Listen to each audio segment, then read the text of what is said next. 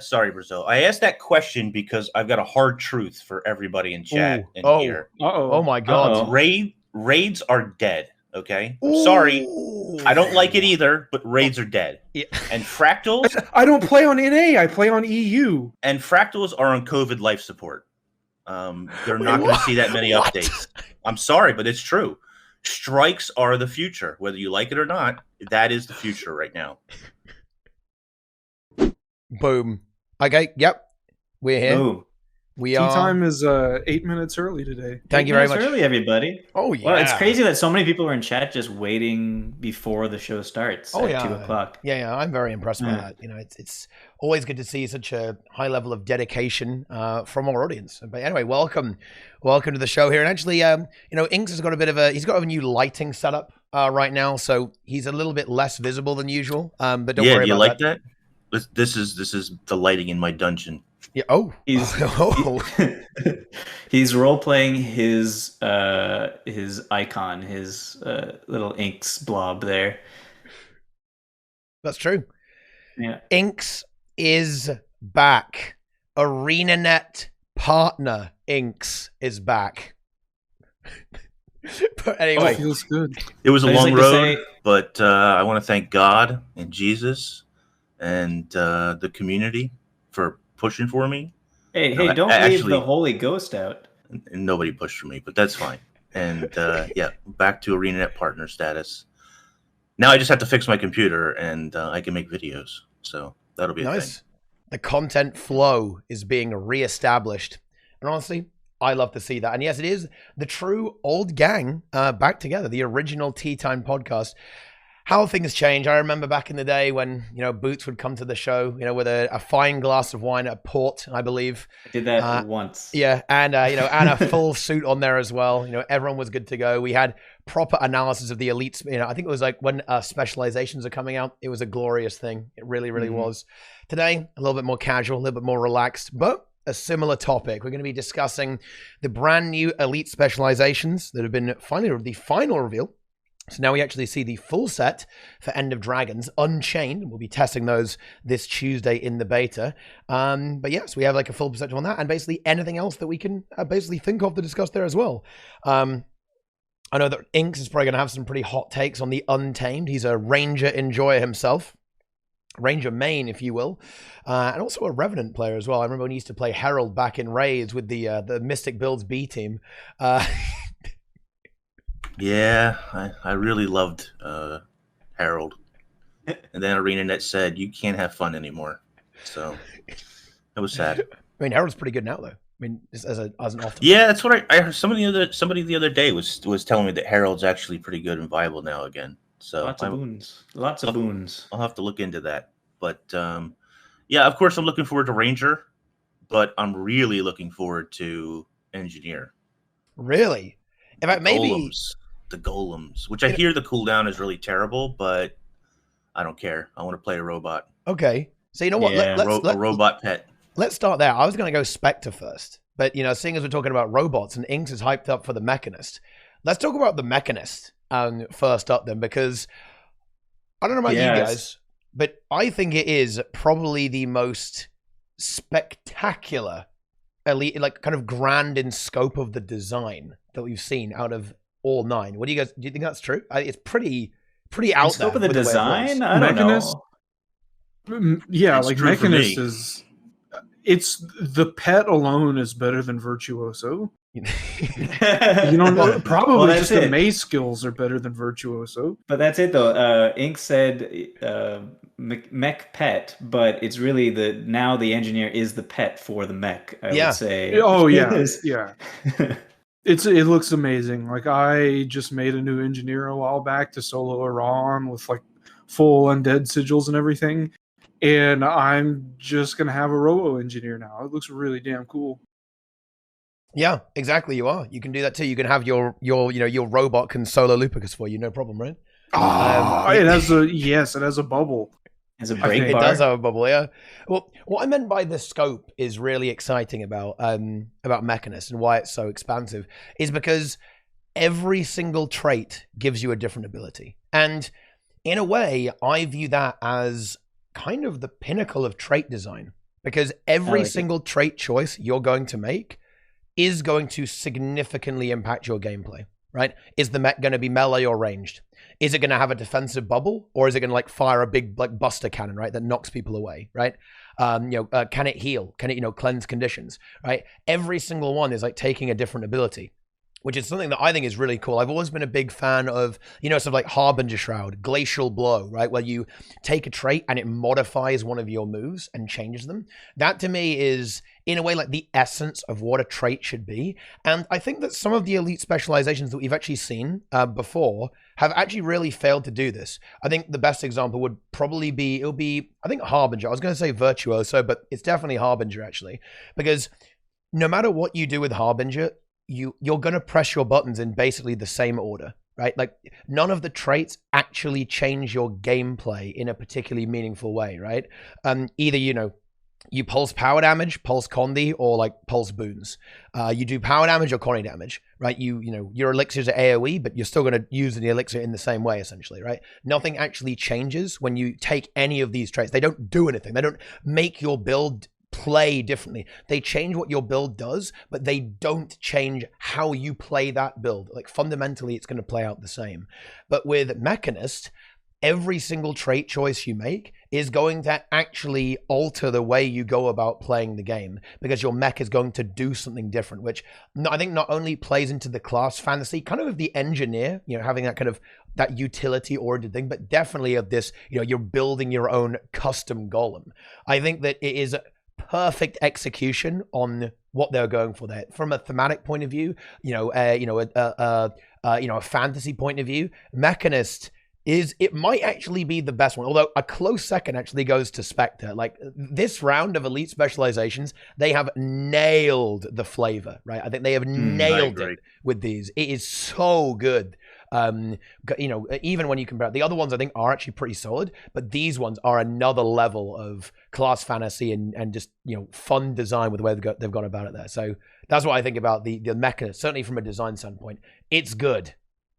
Yeah, I would say from a design standpoint, both the Thief and the NG builds specs look fantastic. They're like, head and shoulders above almost all the other elite specs we've seen so far, maybe except for Bladesworn. I really like Bladesworn as well, in terms of like flavor and design. With the Mechanist, as we're talking about it now, it was a really clever thing they did with the making the traits choose the skills that the mech has, because they had to solve the issue of, so they're giving you a ranger pet essentially, right? But a ranger has 60 some odd pets to choose from, and that's where they get their customizability for their class with the ranger pets as well as their traits.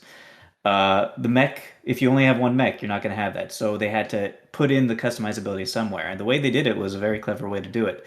Now the question, it remains going forward, because obviously you also need something on top of just the skill your mech gets for those traits. Otherwise, it's a dead trait line if your mech is dead.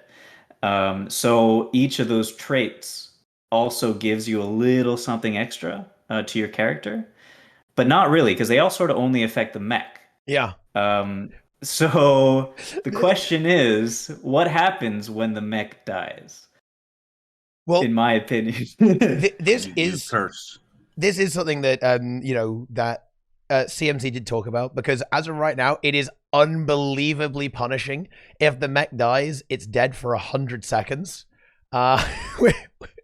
which means that's a long time. It essentially means that you don't have a third trait line for nearly 2 minutes, because it does nothing, right? Yeah.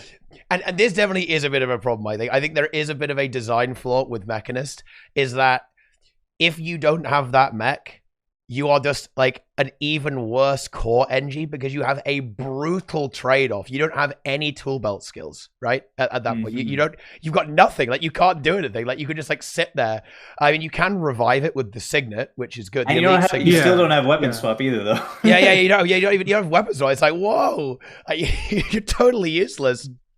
for a good amount of time, which is not ideal. Because think about this, like core NG is not really that good, like right off the bat. Okay, so imagine something that's even worse than core NG. That's you, right? Like when you don't have the mech because you don't have tool mode skills. Well, the real play is going to be tethering the mech with Specter, right? Oh, that is big. Can you imagine the roaming in World versus World, a Condi Mechanist and a Condi Specter, and you tether the mech the whole time? Yeah, because there's no use in tethering the engineer. Yeah, glue shot and pistol. That's going to be fun to see. That is going to be some content, actually, because you could definitely do that, right? Imagine if that ends up being the meta in PvP. It's like 3 Specters all tethered onto the mech and just like hard carrying the mech, keeping it alive the entire time, while the mech just solos the enemy team. I wish that would happen. I mean, that would be good. I don't think it's very likely, but I think it would be good if that was the case. And yeah, the mech isn't intended to be perma-deployed, but in a way, it kind of should be, right? Because it has to be. Because if you don't have the mech, you are totally dead trait, which is a consequence, just as Boot said there, he's absolutely right. It's a consequence of those traits only affecting the mech. If the mech is dead, you don't have a third trait line. It would be like if all the traits in Hollowsmith like only affected Hollowforge, and when you overheated, you couldn't go in Hollowforge for like a minute.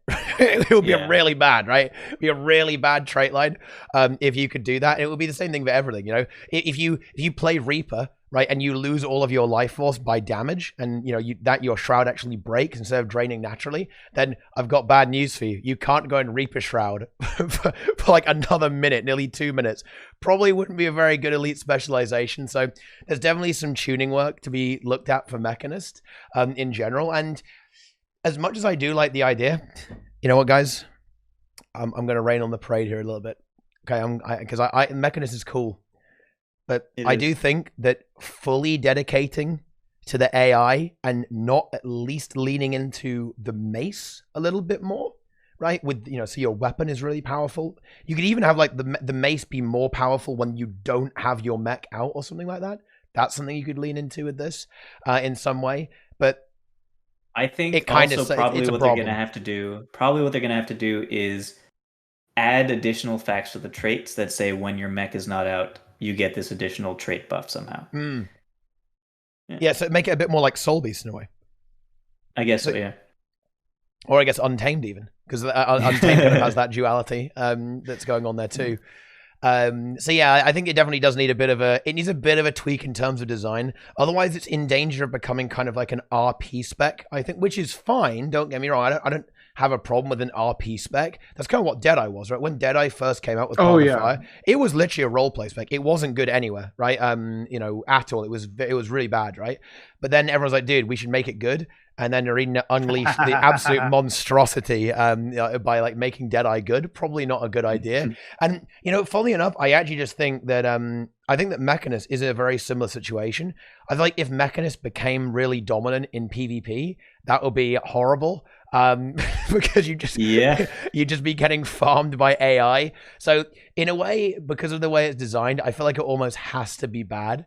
Because otherwise it's going to be really oppressive to play against it, like just getting beaten down by the AI. I guess people who play PvP, particularly on NA, are used to it, right? Playing against bots the entire time. But this would maybe make it a little bit more official, like just playing against Mechanists and the bot just kills you over and over again. Nothing you can do about it. Double bot. Yeah. No, you could have a bot. Well, think about this, right? If you have a Mechanist bot, then ArenaNet actually bots the AI for you, right? Because ArenaNet controls the Jade Golem, and you just have to control the player, and the player's useless, so it doesn't matter. In fact, exactly, the player's useless, and that's programmed by the bot programmer. So really, you're getting a better AI. Oh my god! By just having it. I feel like we shouldn't be giving anyone ideas here, right? Because people are going to do that, right? Well, oh god, I don't know if I can even talk about this, but allegedly the bot programmers have to make the bots worse than they could be on purpose. Oh, that's true. Yeah, that is true. Yeah, because if they were actually good, most of the players would never be able to beat them. Oh no, this is true. A little bit of an aside, but actually, like some of the bots in PvP, that particularly the Mirage bots, and some of the Scourge and Minion Mancer bots, they're actually rather good, right? They can actually beat players quite convincingly, actually, in ranked. It's a bit of a weird situation, right? But yeah, that is actually an accurate statement. Now look, now the Mechanist is here to make things even better. Okay, I like that. They're catering to the bot audience in Guild Wars 2, and also, you know what's really good? Okay, the Golem, 1200 range. Think about that for AFK farming. That is big for AFK farming, right? Because now, and it pulses barrier as well. So boom, you set down and then get the bot firing out, tagging all the abogas in Istan. Easy unbound magic. Okay, beautiful, easy money. Well, I hope you enjoy being ArenaNet partner Inks, because you're gone now by association. Unlucky, dude. What? Yeah. I mean, look, we're giving, we're basically saying, we're telling people how to like AFK farm and bot. Oh yeah. They would figure it out. I mean, yeah, they already have. You know, it's funny. Up until these 3 elite specs, I was a pretty big downer on a little bit toxic, a pretty big downer on all the other elite specs. I just didn't like any of them.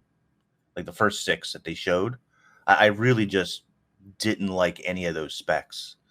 But then these last 3, I like all 3 of them, the Mechanist in particular. But I think it's probably going to have to go through several iterations to figure out the balance on how strong the golem needs to be to survive. And it's and that so sort of important. Thing. It's so important. You're right, Inks, because so much of the class is around the golem. Like the whole spec is around the golem, right? It has to be so finely balanced for its different game modes. And as soon as it becomes a problem in any of them, it either makes the spec unplayable or overpowered. It has to be perfect. And I don't know how that's going to happen. I think it's, you know what? I know I was a little bit doomer about this, how it could be very oppressive, but I actually think it's much more likely to be extremely bad. I think in World versus World, for roaming, I guess maybe you could play something like that, but for Zerging, it's not going to happen, right? Like it can't dodge, it can't dodge roll, so it's going to eat every single Necrowell and like Rev Hammer 2. Like the Golem has like 40k HP. Just bear in mind, guys, that a Rev Hammer 2 is like 15k. It's dead, right? Like it won't survive that. Like so it's unplayable in World versus World. Oh yeah, it's unplayable. Yeah, it's and in useless. Structured PvP, they'll burst down the golem, and then you'll be useless. It will also have less HP. It will have less HP in PvP as well. Like, if it has less HP in PvP, yeah, it's going to be unplayable because they will burst down the golem. It's much larger than every pet, so it's not easily you can't really ignore it. And like you can some ranger pets, but so yeah, they're just gonna burst it down, and then the NG's dead. Well, I know how to fix it. How do you fix it? Overclock Signet has no cooldown, but it has a 5-second cast time. You know, that would actually be a pretty. So you can like res it. I mean, that might be a little bit broken. You have to take the Signet for the res. Yeah, you do. I like if you want to keep it up easy permanently. To interrupt though. It'd be very easy to interrupt. Yeah, for sure. Wouldn't be too bad. Yeah, you just Elixir S. Stealth yourself and then run around and you resummon it permanently. That would actually kind of be a really interesting approach if you did have a 0 cooldown revive on it, but it's a very long channel, so it's hard to actually get it off. That would be I think that's a really good. That's actually not a bad idea. Actually, that's a good idea. Huh. And then you could also do. You could reduce the cooldown on mech drop, or you could, I don't know, somehow figure out a way to... You could summon the mech early, maybe, but it has less HP. Like, it has, like, summoning sickness, like in Magic the Gathering. It comes in tapped every time. Now it's Magic the Gathering. It's not Yu-Gi-Oh! Anymore, because I've moved games. Shit. But times change. There are ways they could play around it. I think the Overclock Signet would be interesting, where you're forced to take it if you want more mech up time, but if you want like long range, you can take Mortar Kit. You just have to pick your cost. I think the problem though is that it's not like a ranger pet, because a ranger pet, it kind of sucks when it dies, and it will die in PvP, right? When you're dueling, when you're team fighting, it's going to die. It's going to get cleaved out. So that kind of sucks, but it's not the end of the world, because the ranger itself is still pretty potent, right? You know, you've got good abilities, you can get a lot done there. It's not like it's not even, right? The ranger is more important than the pet for ranger, but with this, it definitely feels like the golem is more important than the player. So like all of the power is loaded onto the AI, which is going to lead to some issues in any competitive mode, because you just end up annihilating, right, the golem, and then the player is useless at that point and can't really do anything. Because, you know, a lot of people might say, oh, what about Minion Mancer? Well, there's actually a bit of in a way, a misconception about Minion Mancer. Like Minion Mancer is actually really good on its own. In fact, the modern version of Minion Mancer only runs like 2 minions. You run Bone Minions and Blood Fiend. And you just take loads of all the really good Necro skills. Like just base Necros is pretty damn good on its own, right? The minions are nice, but it's not like the entirety of the build. The Necro can handle itself quite nicely, even without the minions there. The Death Magic trait line is very good, but again, like the Death Magic trait line is not useless when you don't have minions. That's the other thing here as well. Whereas the Mechanist trait line is useless if you don't have your mech up. So it is unbelievably punishing. And again, maybe this isn't really the intention. I don't think that ArenaNet necessarily think, oh, we can't make this really cool Jade Golem spec because it will suck in PvP. I don't think that's actually a consideration. And in a way, it's not a big concern, because I know that we kind of want everything to be good in most games or playable in every game mode, but it's not necessary, is it really? Because I mean, look, you could Hollowsmith is obviously very good in PvP right now. Scrapper is great in World versus World. Like Hollow is great for roaming in World versus World too. A Scrapper can like troll people with like, out of stealth grenade barrage and one shot everyone. Very fun.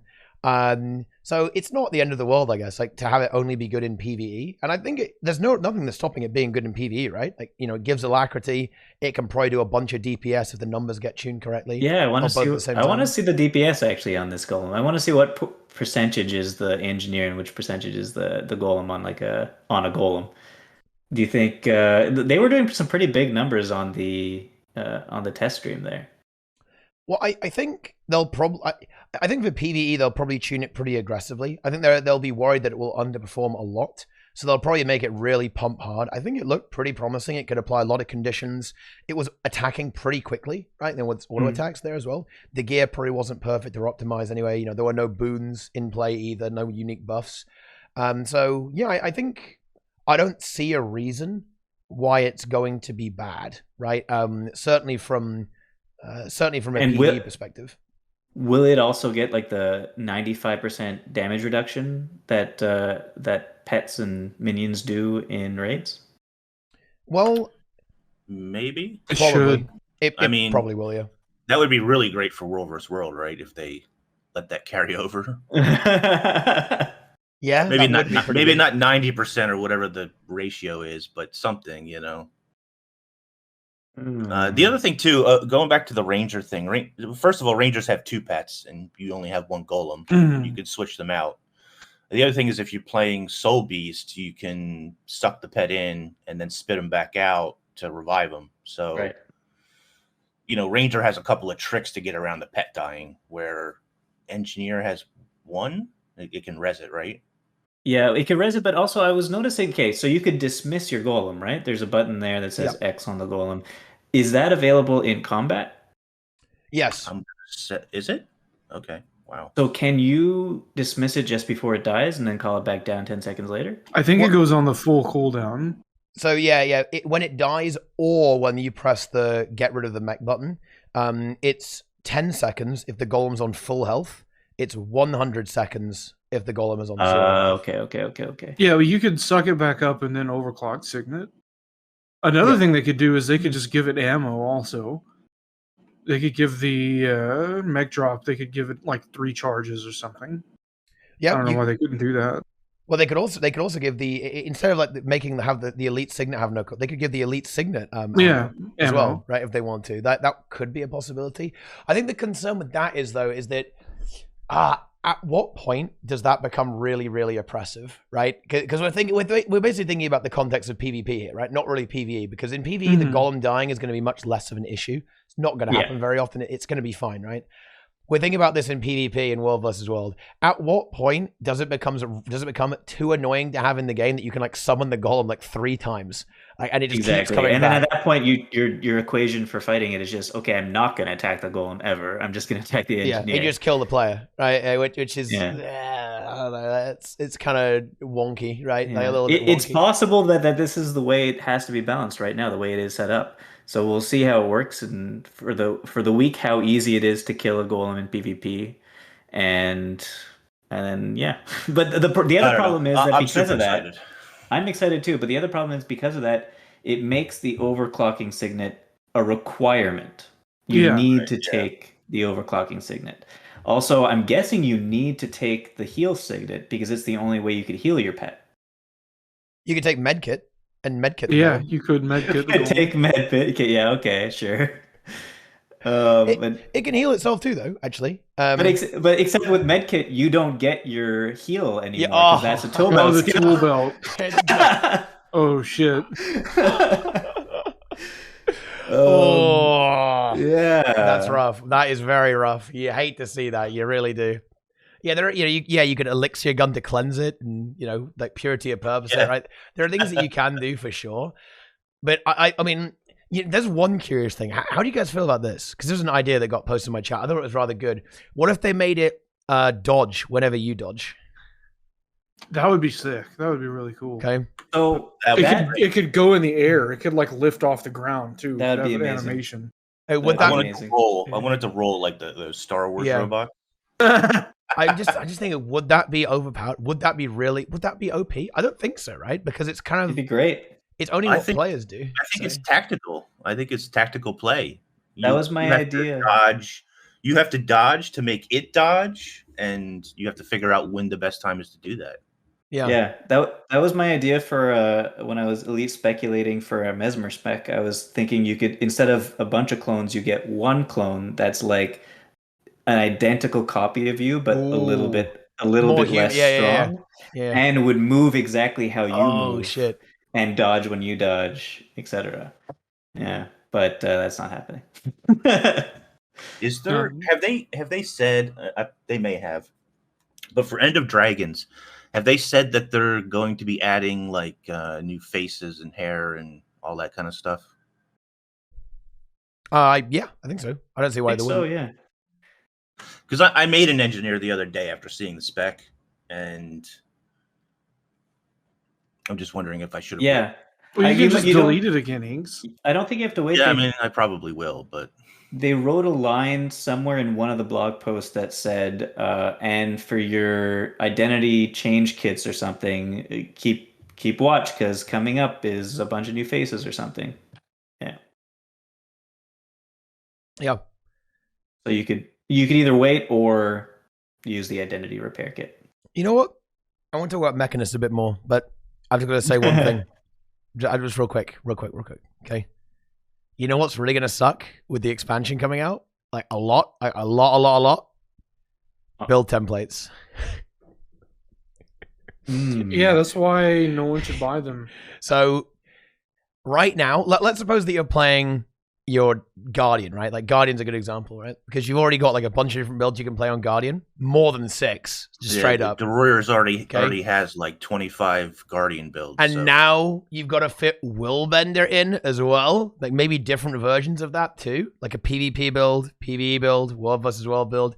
You've got Mechanist again. You might have a support Mechanist, full DP power Mechanist, Condi Mechanist, right? And you're going to need a build template for all of those. But you only have 6. Like, okay, I will redirect this to Mechanist. But, all right, I feel like I should ask Brazil this because he's our resident gem store expert here as well. Do you think there's any way they ever, like, unfuck that system? Yeah, there is. And I don't think they'll ever do it. So, you want to know the, like, big brain, like, this is full business mindset right here. Get ready. They give you an infinite number of build templates and they refund all of the ones you've ever bought, and they add more RNG mount boxes to the game. So suddenly people have all of these gems that they can buy RNG mount boxes with, and they get hooked. And so they just use the gem reserve that they've been given back, and they say, damn, I really love buying RNG mount boxes. I should buy more gyms to do it. So it's not like they're losing any money. Like, that's how you do it. That's how you pull it off. You do something like that. You refund the gyms and you create a gym sync. That's the only way that you can do it, honestly. But that's what they... And if they wanted to take the player goodwill approach, they could just make it infinite and they could just refund everybody anyways. Or like do like Legendary Armor, where you just send in a support ticket and say, hey, I bought this many build templates. Can you like refund me on PayPal or whatever? And then Some system like that. Yeah, like I've had to Karen support so many times because the silver fed and the copper fed salvage-o-matics. Yeah, you have like 10 of them, right? They refunded them for people. Oh, nice. And I emailed support and they refunded them one time and they didn't refund them another time because like you had to send it individually, I think. So I was just like, that's cool. I understand that you're not willing to refund it, but maybe your superior is. Could you please escalate my ticket? And so that's you just have to pull shit like that. Like, I'm sure that you could force them to refund them anyways. If you say, hey, look, I'm a loyal customer.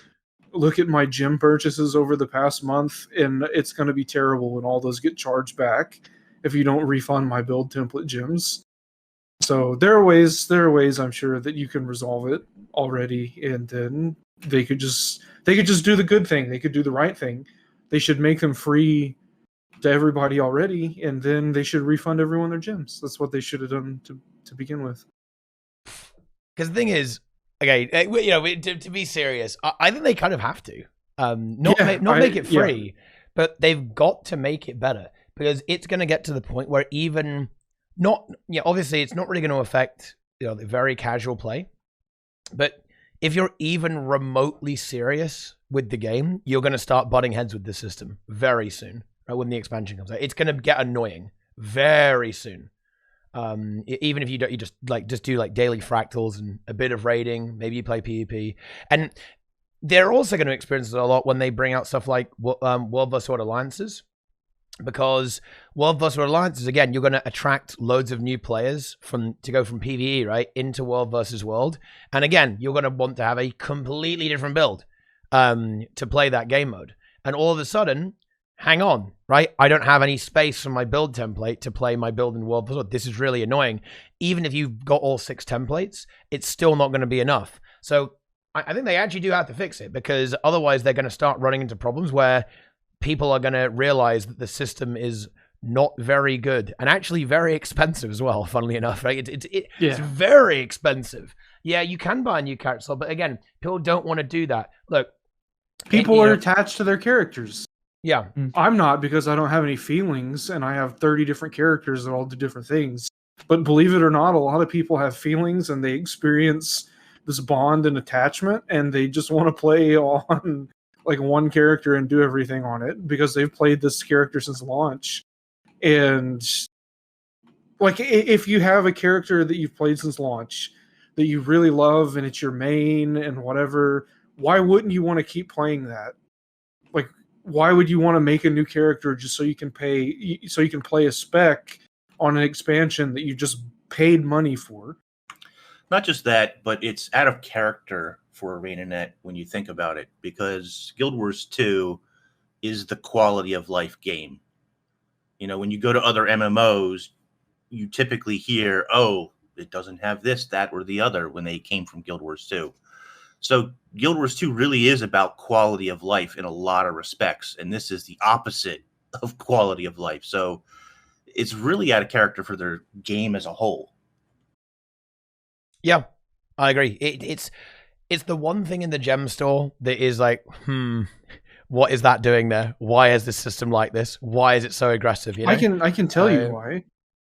Well, it's the reason why is because our profits aren't high enough. Fire half the company and put something invasive into the gem store. The thing is, I don't even think it's Big Daddy and Csoft. I don't think that's I'm not saying anything in this conversation because on TeaTime, when we were discussing if build templates should be in the game or not, I said, yeah, put it in the game and then put it in the gem store for extra ones. Well, I mean, Boots bad takes. I don't even think actually that it was necessarily like mega financially motivated, because how much money did they make off this? I don't think they made that much money off build templates. Like, real talk, I don't even think it's a big deal. Because I don't know. I think the Royer put their kids through college. Yeah, I mean, De Royer. The thing is, he didn't though. He didn't do that. He didn't. He hated the system because it didn't enable him to do what he wanted to do. Like De Royer, he very specifically wanted to have one of every single profession for every game mode. That is exactly what it. Very specifically, he made like 9 sets of legendaries, because I don't even know how he did that, but he did it, right? Yeah, that's right, guys. 9 sets of legendary armor, runes, sigils, and weapons, by the way. Yeah, that's right. He had weapons for every single one of his characters. You don't even want to know, guys. Okay, this man is insane. Okay, but anyway, he's the 1%. He's not even that. 0.01% or whatever it was. Yeah, but I don't think they sell a lot of build templates, and maybe that's why they were monetized so hard, to have like that kind of like hardcore tax, I guess, like on the really, really like, you know, hardcore players.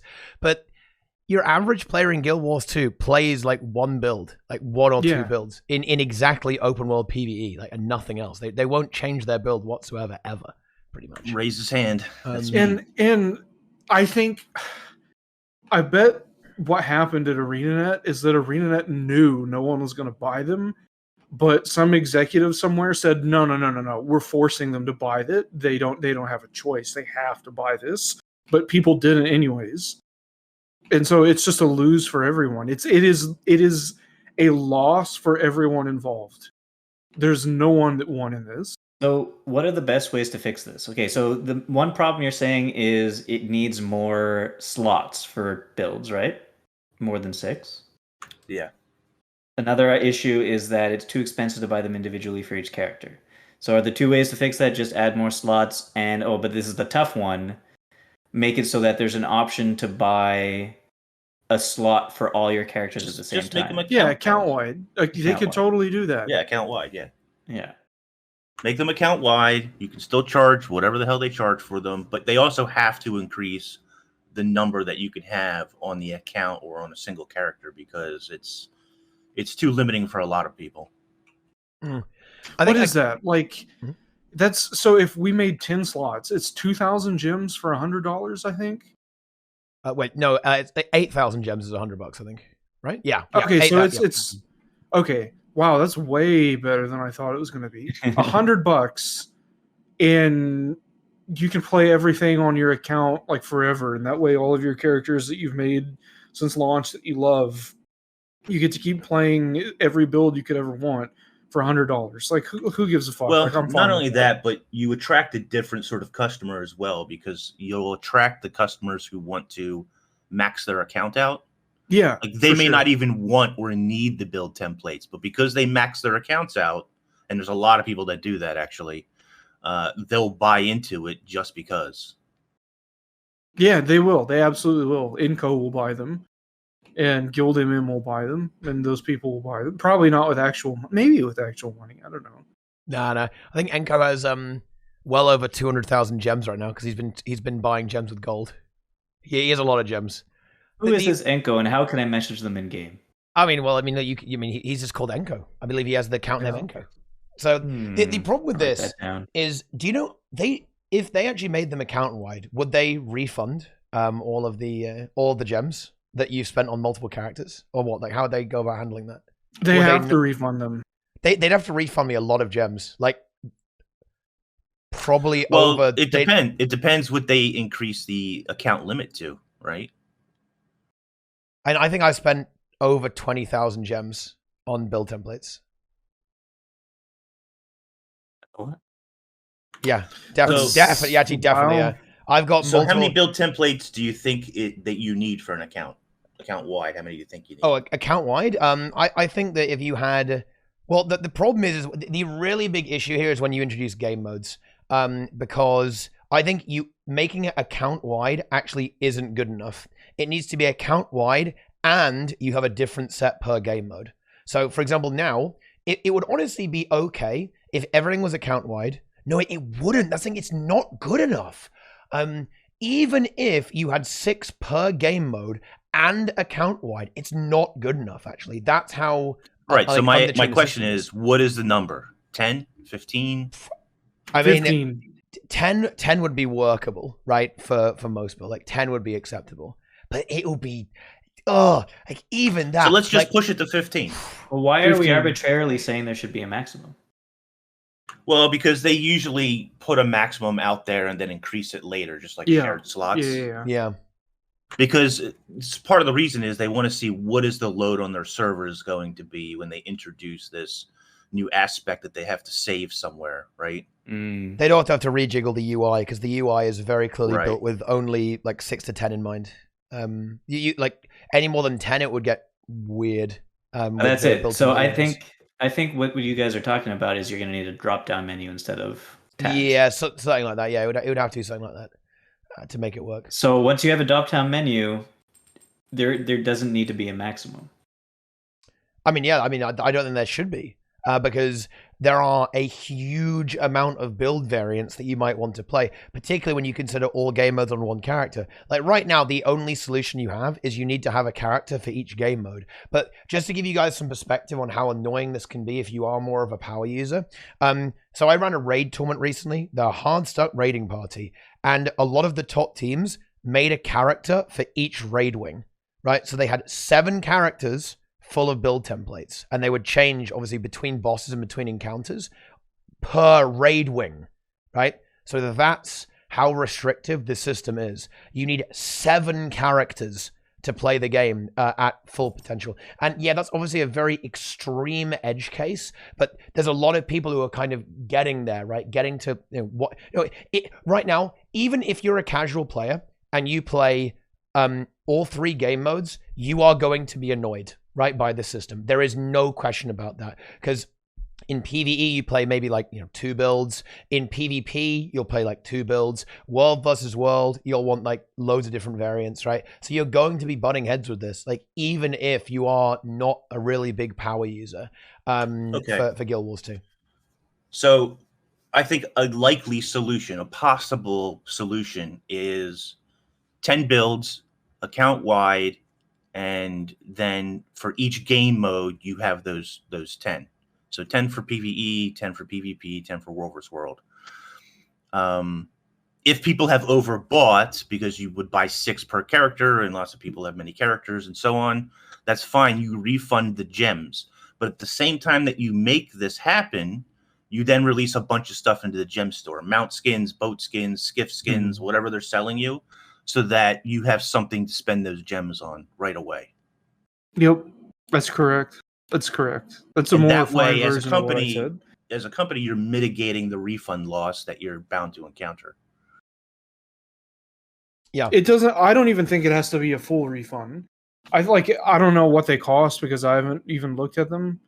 But if a build template was 400 gems, then just refund 200 gems because you got use out of it for a while. Like I think that would be fine too. And so that way, if you have stuff in the gem store that costs 250 gems, then they still have to buy 50 gems to get it. I too think that would be fine, but I think there's a large portion of the people who bought stuff that would not think that a partial refund is fine. So I don't know if that's going to happen. There would definitely be Reddit posts. Yeah, that's fine. There are Reddit Yeah. posts about everything, though. That's Yeah. okay. That's true. That's true. But what I'm saying is, and ArenaNet's counter tactic to a lot of those bad posts is you give something good to the community. It's a roller coaster upswing, right? So Yeah. you have them going down in a negative way. Everybody's pissed off that they're not getting full refunds, but then you do something, give away something for free, and then people will be like, "Oh, ArenaNet's the best." Give them a unique skin or a title. Yeah. Partial refund and a title. I don't want to. I want to swerve back to Mechanist real quick. I'm just going to finish that off. But that was. What were we talking about again? I really hope they were going to do that with the Legendary Armory. I wanted like Deroya to get a special title that says like "You're an idiot." Okay, or something like that, right? That would be perfect. You are an idiot. Invested. That would be the title. I want to say something else too. When it comes, and I've said this a long time ago, but for Necromancer and now for the Mechanist and even for Rangers, perhaps, I really think they should sell special skins for things like the Golem and new golem and ranger pets and whatever. Sell. Okay. I'm really surprised that they haven't done that already. Sold like, you know, to make it look different. So I don't know. I mean, obviously, the smart thing for a business to do would be to sell the skins, right? But one thing that was proposed to me in chat a while back was have a different skin for like you could have a golem skin instead of a mech skin. You could have a steam golem skin, and maybe you could earn those somehow in game by doing stuff with the Asura for the golem, doing stuff in the steam area. Oh, smart. Yeah. So like kitty achievements. cat golem. I already see to people achievements. saying they want a kitty cat golem. Yeah, exactly. The one with the whiskers. Oh dear, oh dear, oh dear. I mean, yeah, I think that would be. I'd be surprised if they don't do something like that. Well, will they though? Wouldn't that require new technology to an extent? Have they got anything like that works like this in the game? Because I guess you can dye mounts, right? So well, sort of. Like so, like when you look at ranger pets, there are how many different cats? But the cats all kind of look the same. They just have different skins. Yeah. Yeah. I guess. So I mean, it's not a 1-for-1, thing. But I can't imagine it would be that difficult to come up with something. I'm sure it'll take time to develop and put into play. But I mean, I guess at that point, would it be worth it only if they put it in the gem store versus in game? Well, I mean, you know what happens. They put 1 in game and about 20 in the gem store, and it sucks, but it is what it is. The gem store. Yeah, I can see the golem being dyeable. Like dyeable, I think is possible. I think that's a really requested feature. I guess the issue is that it is a jade golem, right? So if it's not green, the gold part. Oh, yeah. So it's still got but I mean, wouldn't that be a bit weird? Like that would mean that you're kind of limited in the colors you could go for, because otherwise the green's gonna look super weird, right? 90% of the back pieces in the game aren't dyeable. Like I don't think it's. And there's stuff that is not dyeable that used to be dyeable, like the COF armor. Oh yeah, I remember that. Yeah, that was a weird one actually. Yeah, because that's. I wonder why they removed that. That was in part 1. Yeah. We need part 5 now. Part 5. What if Noxy? Noxy has inspired me. What if you can give the golem cosmetic infusions? Or if your infusions affect your golem as well. Yeah, if you want to be full fashion, you have to play a Mechanist, so you can have double the infusions. So I don't understand. If you dye it, it'll compromise competitive integrity. No, it won't. That's a trench coat argument. Yeah, the whole the trench coat thing. Don't get me started. You have standard character models. Yeah, you could just make it appear standard for other players. Right? It wouldn't necessarily. It could be visible to only you, because that's the way it currently is in PvP. If you want to turn off all the flashy bullshit, which you definitely do, by the way, if you want to play the game correctly, then you can just turn on standard enemy models, and it gets rid of it. But I like having seizures. Yeah, well, I mean, we've come to the right place then. This is the right game. Yeah. It's the perfect game for you. Do you like seizures? Well, we have a game for you. All that it's missing is a Porygon. Oh wow, that's a deep reference. That is a deep reference. That is a very deep reference. Yeah. Okay. Yeah. There are these. I remember when there's news articles about that. There were. Yeah. And the golem can already change its arms. It can actually. It is something a little bit different, because you can't change the way your pet model is, but you can change the golem's model. It gets different hands when you pick the different traits. So there's definitely room for customization there, I suppose. But I think there's no way they would. I don't know. It seems to me that they wouldn't sell. Is there anything like that in the gem store? Like that only works on a certain specialization or profession?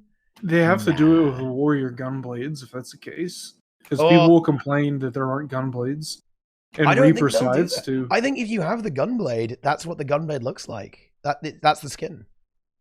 Yeah. No, I agree. I don't think they should do it. I disagree. I think it's a missed opportunity for them to make money and for players to specialize their characters. It's definitely a missed opportunity. I agree with you. I just don't like.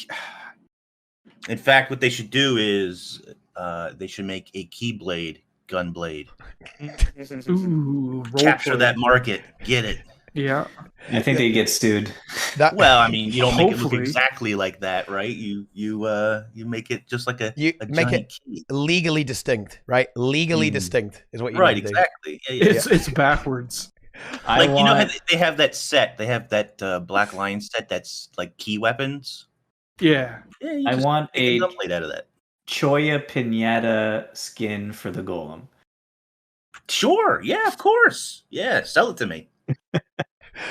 Mike would buy that. He definitely would, yeah. Mike loves that stuff. He loves the pinata. That's the stupid crap I would buy. And then, of course, you're gonna have to deal with the insidious. I can't say the word. You're gonna have to deal with. They'll come out with a bunch of these random skins, gunblades and golems and pets and so forth, and then they'll put it in a random gem box and you know which one you're gonna get. I love it. But to get the one you really want, you've got to pay 3 times the price. Oh my god. The I gem just- store. The gem I store's just can't taking some help hits. myself. Yeah, I mean, Damn. Inks is Else. unchained, dude. Oh my, ArenaNet partner Inks is completely unchained right now. I Right. love you, ArenaNet, but the mount thing really bothered me. I hated that statement. Wait, I mean, didn't that was fixed ages ago, though, right? The mount skin, like RNG shit. No.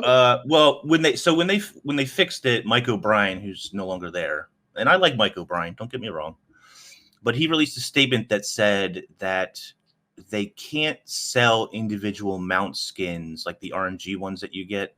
They can't sell individual mount skins for less because it costs too much to make or something like that.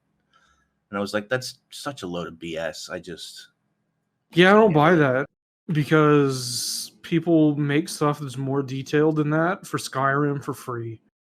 But isn't that kind of true though? Like, because when you buy a random skin, it's worth less than buying the skin directly, no? Yes.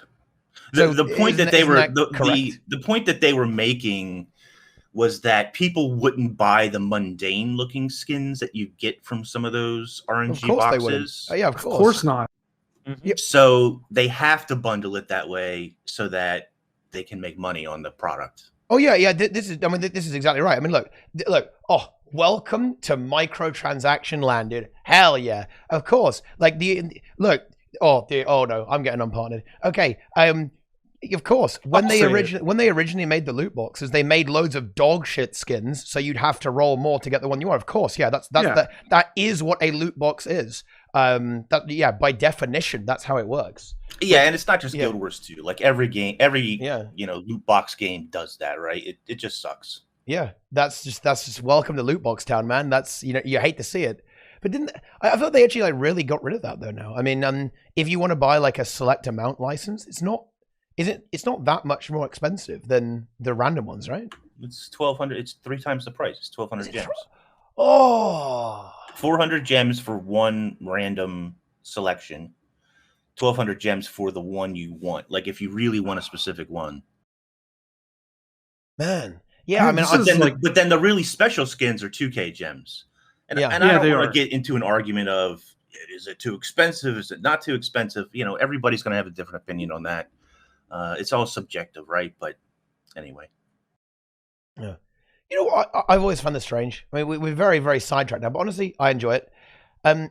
I've always found it really weird that ArenaNet sells content in the game for 1/10 of the price of a mount skin. Yeah, If you buy like an episode of Living Story, right, it will cost you 200 gems, and that's a good amount of content, right? Particularly if it's got a map with a big meta event on it or something. If you buy Bureau March, you get access to Drakkar with that. You can play that every day if you wanted to. I think that's very nice of them, actually. Well, I mean, it's like it is very nice. But my only complaint is when you buy an expansion, like let's say End of Dragons is coming out, right? I think that if you buy like the deluxe or better, you should get the previous season unlocked for free. Because it's weird to go into an expansion. Let's say you're brand new to Guild Wars 2 and you buy End of Dragons deluxe or collector or whatever. But then you're going to get into the game and realize you don't have the previous season. This is so weird. Yeah, I think that's something we discussed like when Path of Fire was coming out. Yeah, we've had this conversation probably 1,200 times. Mhm. Go back to episode 12 when we first started talking about this. Ice Brood Saga should have been free because of how bad it was. Ooh. Well, it is. You just have to log into the game. That's right. If you log in before tomorrow, you get the first episode. Actually, all of That's the true. story. I'll just go ahead and say that Oh my about all of God. the story. Oh my- all of it should have been free.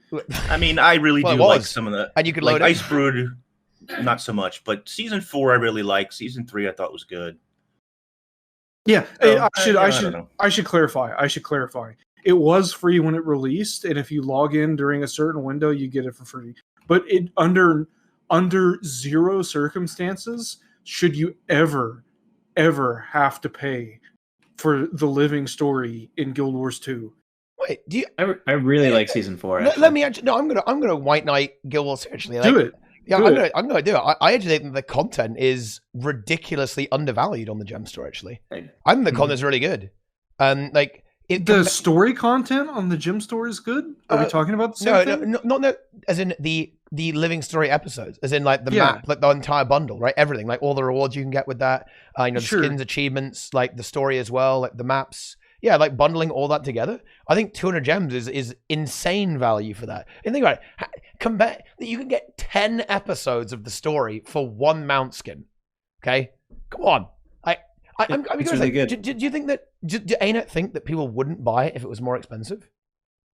I don't. They They shouldn't charge. People don't buy it so they can get the rewards from it. People buy it because they're new to the game and they want to play through it and experience it. So there's not a hole in it, so they don't have to watch a YouTube video to catch up on it. Which, by the way, watching a YouTube video to watch all the cutscenes and catch up on it is the ideal way to experience the Guild Wars 2 story, because the story is so bad it's not worth playing. I don't agree. That's okay, like it. Boots. You can be wrong. You're free to be wrong. I actually thought totally Ice cool. Man, Brood this feels like a really an original tea time, like a real first year, This second year is tea an time right now. OG time. Yeah. I actually thought Ice Brood Saga was pretty decent up until the end. The ending was just total. The whole thing, Inks, you can't say that. That's wrong. I just replayed the first episode of Ice Brood Saga, and it was pretty dang good. Yep. Some of it. I mean, it got a bit scuffed towards the end. because episodes 0 and 1 were pretty good, but it. Inks is a tiny enjoyer. We have a fan service band made out of cats that play instruments, and that's the best part of the Ice Brood Saga, and it's still not even good. They should have made him look like the Metallica guys. Well, they would get sued by Lars. Hetfield Jar. Yeah, Lars would sue the fuck out of him. Anyway, I think before my YouTube comment section is completely decimated, it's time to maybe go and talk about some Guild Wars 2 stuff. Yeah, it's all going to be over me. It's just going to be over me. Yeah, that is likely. Do we have anything to finish up about Mechanist, or should we move on to perhaps the Untamed? I think we talked a lot about Mechanist. Untamed. I think probably, yeah. Yeah, okay. Well, let's go ahead and move things on a little bit. Let's go to Untamed. So Untamed, it was actually one that I was a bit worried about, because I watched the little teaser and wait, what does it do? Like, what's the gimmick here? Like, what's the mechanic? Right? It didn't look like it. Oh wow, your pet can turn green. That's very exciting. I can already the be teaser green. showed nothing. And I was very pleasantly surprised, actually, when Untamed was revealed on stream by CMC. It actually looked pretty darn cool, with some fun mechanics there. Like your pet gets new abilities when you unleash your pet that are much more team fight oriented. The hammer weapon skills are super cool, and the utilities are fun too. Actually, right? There's a lot of the trait design is actually quite nice. There's some good traits there that will really pack a bit of a punch in this PvP environment. There as well. I don't know, Inks. I want your take. You're a ranger ranger enjoyer. Give me the give me the take. It's an interesting spec. I can't wait to play it to really sink my teeth into it. But the hammer, and this is not really a bad thing, but the hammer reminds me of Warrior Hammer a lot. The animations and skills and so forth reminds me a lot of Warrior Hammer. And again, it's not a bad thing. It's just what it reminds me of. I'm kind of tired of Inks. That's the point. Yeah, I get it. I'm just saying, just an observation. I'm really tired of Soul Beast, so I'm really just looking forward to playing anything else right now. Fair. And they haven't said what the new pets are, have they? Yeah. They did. Oh, did they say? Okay. Phoenix, It said, White yep. Tiger, Rottweiler, and Baby Siege Turtle. Okay, I think that's going to be a bit of a fan favorite, I imagine. I can't wait to tame my juvenile baby siege turtle. Yeah. So White Tiger is kind of, I don't know what's the skill on the White Tiger. I didn't see it. Think they they said didn't. Yeah, the they didn't say. Yeah, skills. they haven't Oh, revealed so- the skills yet. The cats are always a DPS pet, so Yeah. it'll be a DPS pet. Turtle, I don't know. I don't know what the others do.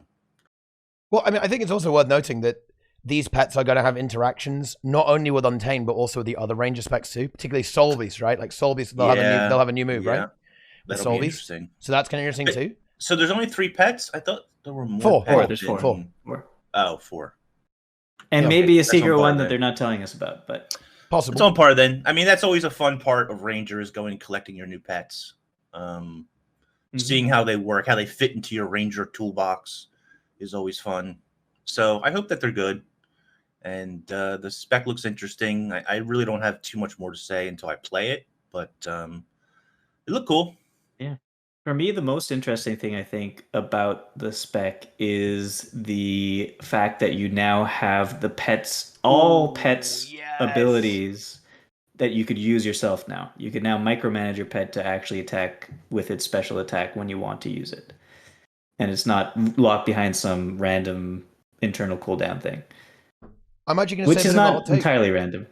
I actually think this should be. I think that Untamed feature should be on Core Ranger.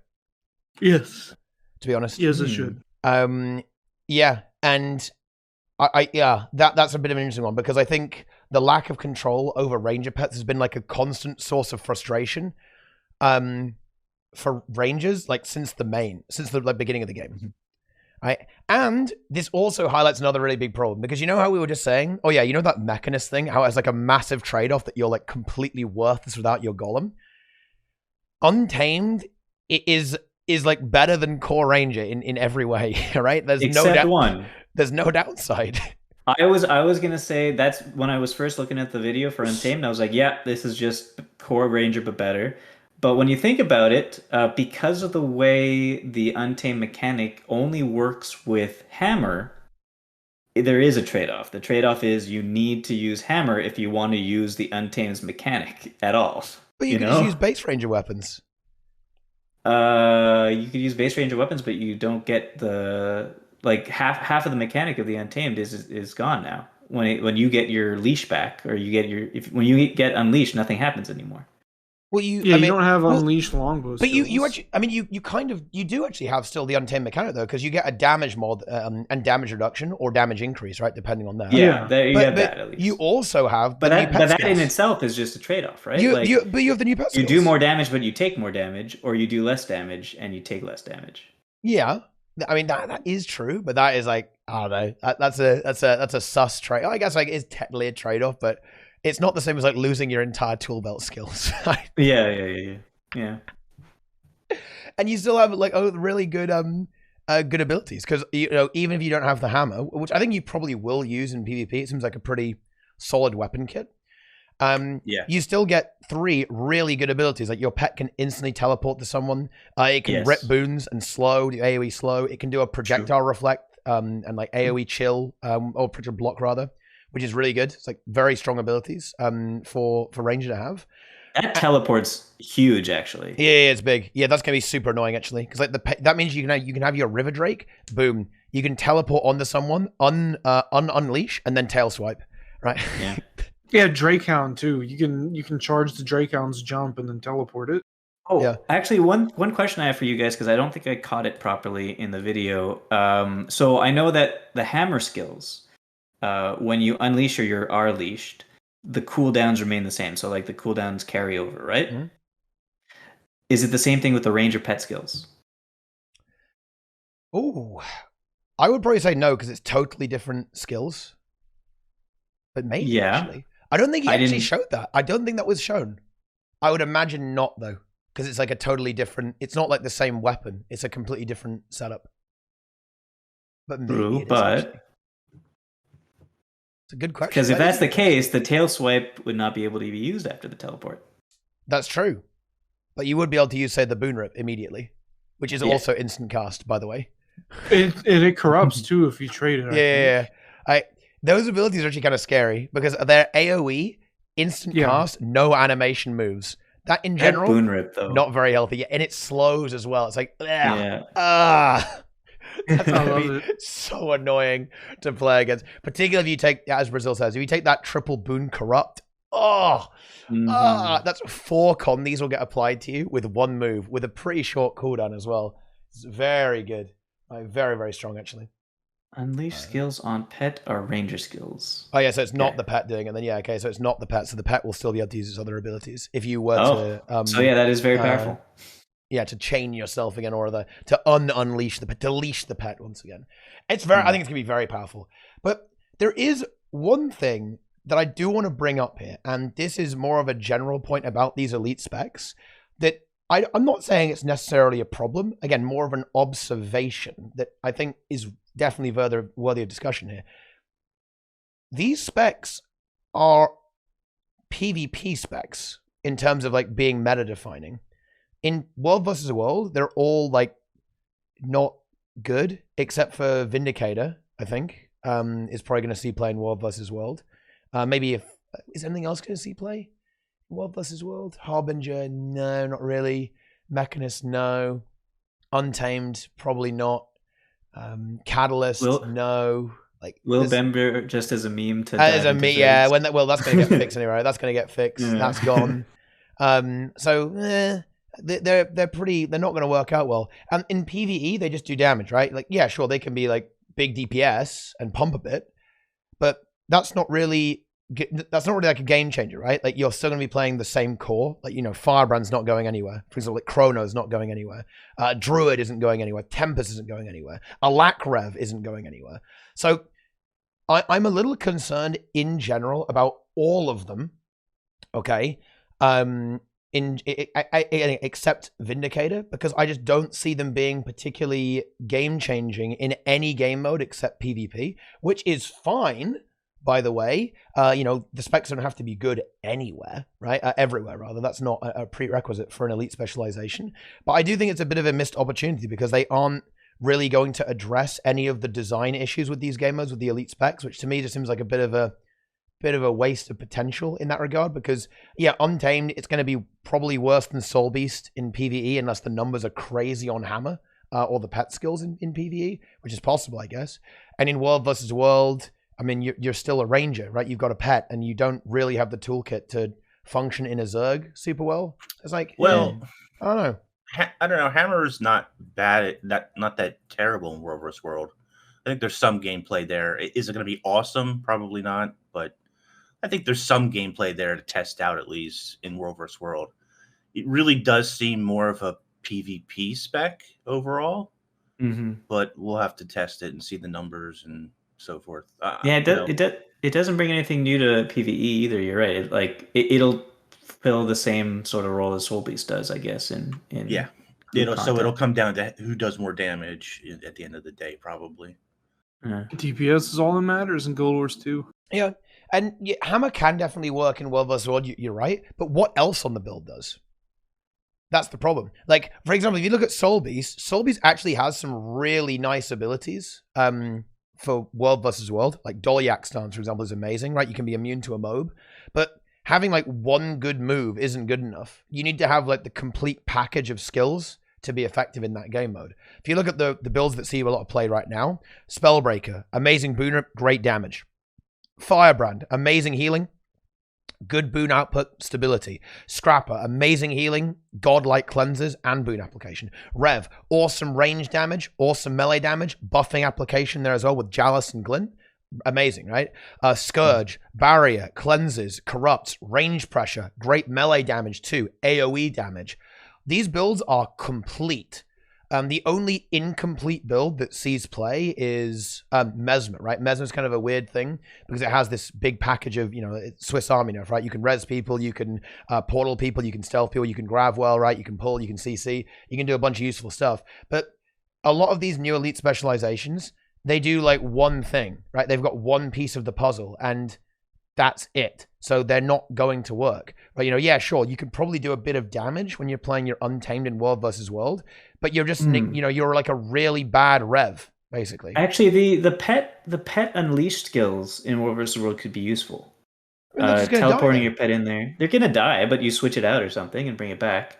The teleporting in there, removing boons, corrupting boons even. It's pretty good.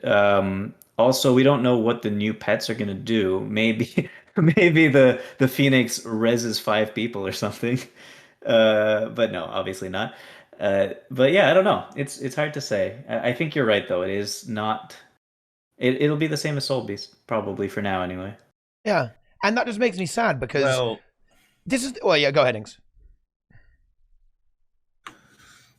I don't know. I mean, someone's saying that Soul Beast is good in GVG. I can't speak to that at all. But Soul Beast is not really World vs. World viable unless you're roaming or something. Yeah. Like in a group setting. I don't know. I think the hammer has some play. It's all about disabling your opponents, which will be disabled by other players, and condition damage, and some of the hammer slams that are a radius and so forth.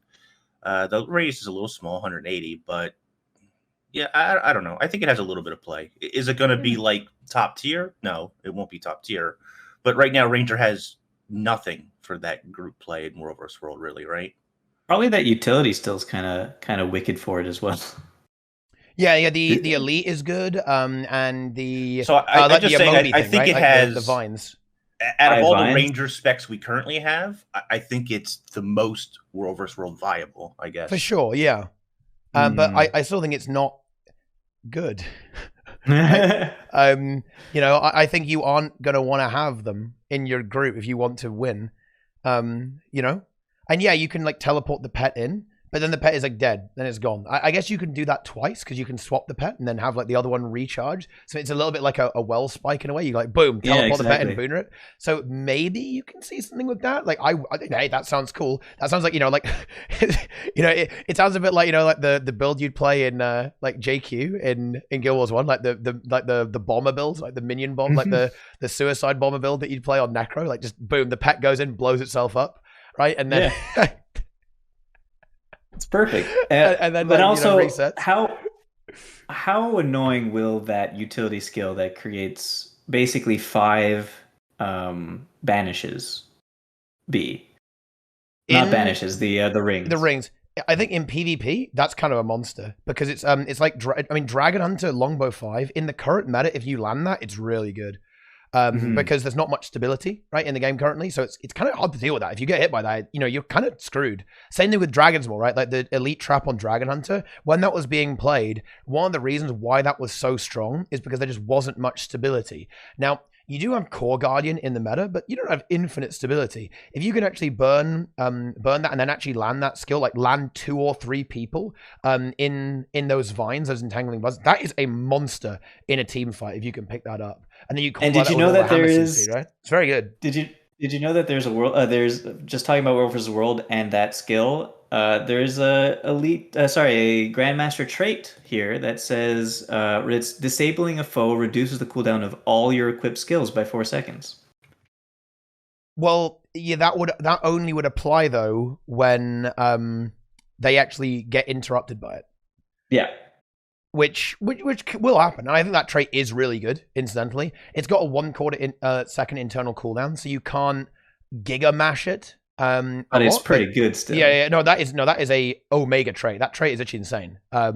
If you can consistently like land crowd control, you can be mashing your buttons insanely hard by going about that for sure. So you drop your rings of vines, you teleport your pet in, remove their stability, corrupt their stability. 5 guys, probably more, get interrupted several times. You have all your skills back up and do it again. That's a combo right there. I like that. You could maybe get something like that going, yeah. The issue is that there's a lot of stability, so actually interrupting people can be a little bit difficult to pull off. You corrupt it. Yeah, you can corrupt. That will trigger a fear, which will then proc the trait, right? So There you go, boom. Got that going, and you can keep spamming that stuff. It's possible. I could see it working. Not inconceivable to me that you could make something work in that. I mean, look, I really hope I'm wrong. No joke, because I would love it. One of my really big kind of hopes and dreams for the game is that there's a version of World versus World that kind of comes around with alliances where every single player would have a role in a Zerg. I'm not talking about GVG because, the chatter was right there. Soulbeast does see play in GVG, particularly a wonderful build called Immob Beast. A lot of fun. You can kind of imagine where that's going. But, it does see play there. But that's not like real World versus World. Like real World versus World is, when the poor little Peepo comes from PvE on his Longbow Ranger, tries to join a squad, gets flamed, and then insta-kicked, right? Okay, like that's real World versus World, currently. So I want, I would love a version where, Virtuoso is actually really cool. Or like, oh, dude, yeah, Untamed is sick. Or Soul Beast. I actually see, this is my new favorite theory. Look, the chat's going to put Copium, and they're right. I admit it, guys. I'm high on Copium right now. I love the Copium. But I think they will actually do maybe some reworks of other elite specs, because I think Soul Beast should actually be the World versus World spec because it hasn't got a pet, right? You have the option to remove your pet, which just makes more sense for World versus World, because Untamed is going to get hyper bullied simply because its pet's going to melt. Same thing with the Mechanist, right? The pet is it's dead. Like the golem will not survive. So Soul Beast is perfect, right? And it just needs maybe a few tweaks, a few reworks that could make it good. It makes me really sad because if Soul Beast had Hammer and Untamed had Dagger, oh my god, that would just be like so good. Because then I guess you'd like almost be swapping the roles in a way. The Soul Beast would be like the bruiser, and then the Untamed would be like a wild assassin type thing leaping around. So kind of reverse the flavor there. Not going to happen at this point, but that would have been so sick, right? Because if Ranger then had like a proper weapon on Soul Beast, I think then you're talking. Because the issue with Soul Beast outside of the Immob Beast like niche utility is that it just doesn't have a good weapon setup. You can't. And same thing with Mesmer, by the way. Mesmer also lacks like a proper weapon kit. Right, and like all-rounded kit for World vs. World 2. And it's kind of a shame that we aren't seeing that happen with us there as well. But yeah, there you go. Can I say one thing I don't like about Untamed, though? Yeah, bring the hammer down. It's not a huge hammer, it's a small hammer. And it's about the hammer. Besides the fact that the thing only works with hammer, that's a little annoying, but I mean, obviously they've done that in the game a lot of times before with like Hollow Smith and stuff. But more importantly, they have these hammer skills. I'm looking at them right now that are really nice. I really like some of the interactions they're supposed to have. Like Unleash Savage Shockwave says you deal more damage per condition on your foe. Right. And its flip around skill is something that applies more conditions. It applies 3 conditions in a staggering thing. So obviously they're supposed to work with one another, right?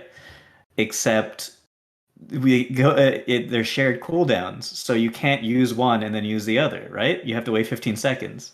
So it's like designed to use one and then the other, but you can't use one and then the other. Yeah. And the other.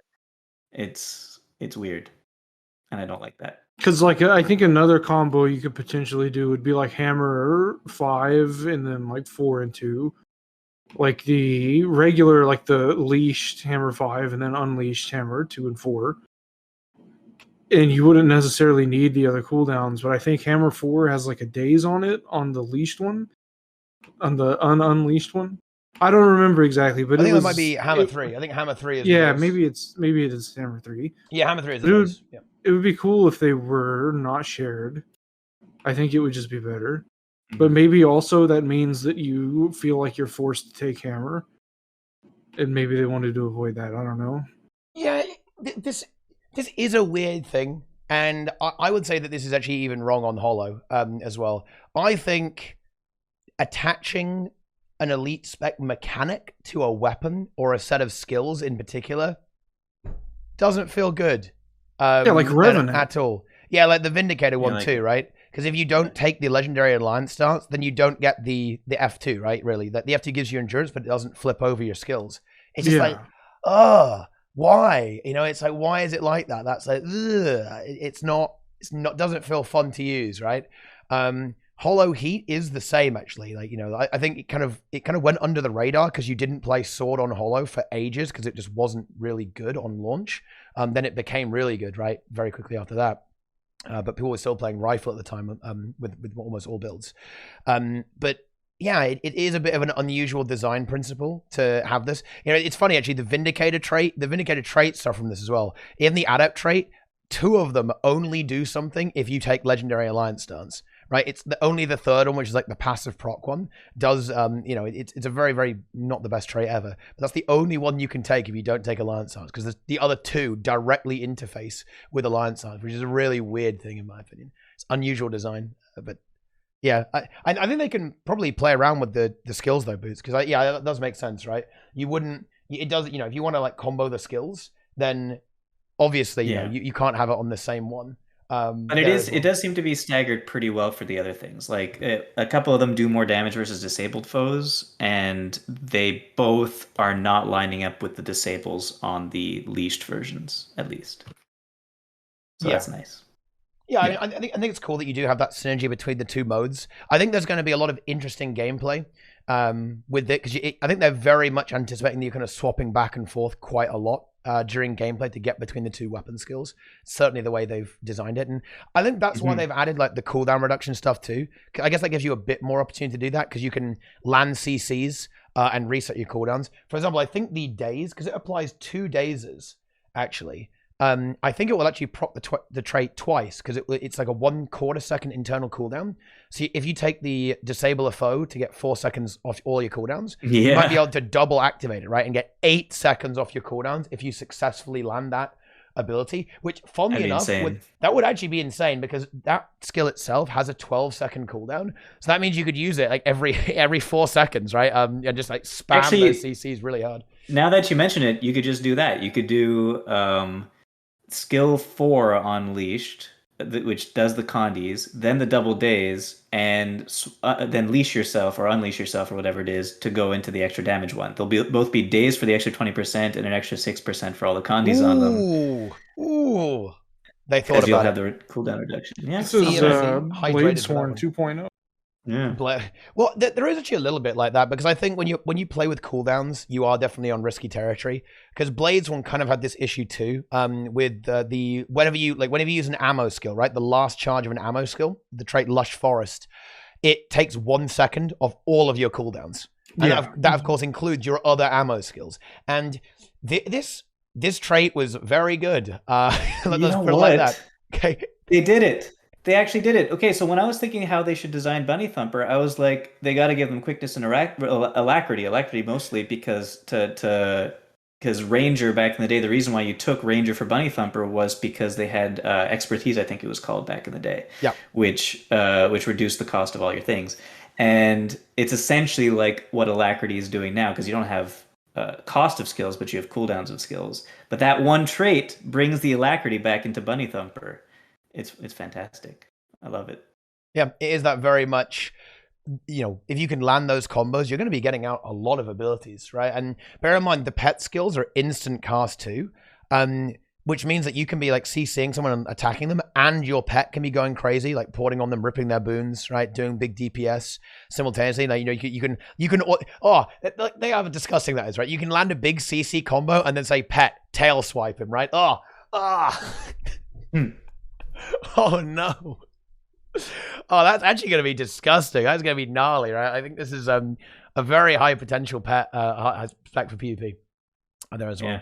But no, I mean, I think that's just about it there for Untamed. I think it's a pretty cool spec, but it's definitely leading to my theory. I think there is, okay, like I'm going to be ominous on stream, chat. There is a balance apocalypse coming. Right, I think there's going to be an apocalypse. Maybe after the expansion, maybe before the expansion, because something's got to give, in my opinion, for PvE and World vs. World. PvP is actually all right. I think CMC's actually handled it pretty darn well in terms of the way he's been kind of steering the game in general. It's pretty good. Maybe a little bit too team fighty, not gonna lie, but outside of that, like PvP's in an okay state with regards to class balance or the profession balance. But PvE and World vs. World are completely out of whack, right? Like utterly out of whack in the way that boon application works, boon distribution, utility distribution, damage per second, right? There will be a reckoning, okay? And prepare yourselves. And actually, I want to discuss it a little bit. Like, this is a topic that I really want to get into before we do Specter, the final elite spec. How do you think... Do you think ArenaNet will actually do this is my first question. So, in my opinion, PvE right now, utterly broken, right? And World versus World, also very, very broken, very skewed in different profession balance. Do you think ArenaNet will actually fix it? Because I feel like if they do, there's going to be uproar, right? It's going to be rough, right? The community is going to be big always mad. uproar every time there's a balance patch? Every time there's uproar. Yeah, People hate change. There's a Reddit post, there are forum posts that get deleted every time. It's just business as usual. And they did promise that after EOD hits, they're going to have more regular balance. Yeah, and as someone mentioned in chat, before Path of Fire and before, well, not before Heart of Thorns, but before Path of Fire, they certainly did a big nerf to everything, and before Path of Fire launched.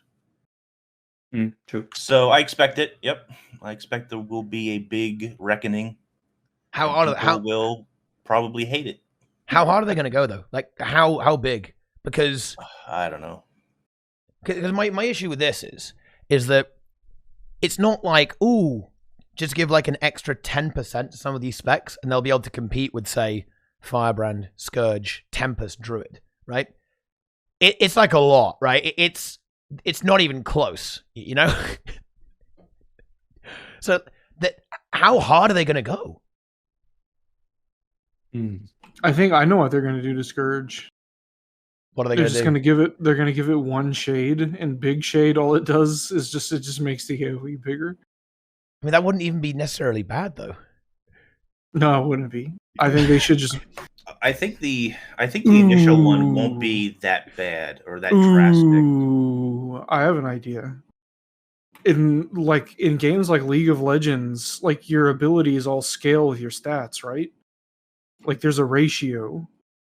Yeah. What if like your gear in Guild Wars 1, like what if you could max out your gear, but your skills only scaled with a percentage of the stats? So that way they could just fuck Scourge up. It's like it only has like a 50% scale ratio with all of your condition damage and stuff. Isn't that how it already works though? Does it? I don't know. That's how it works. I just make big numbers on my gear.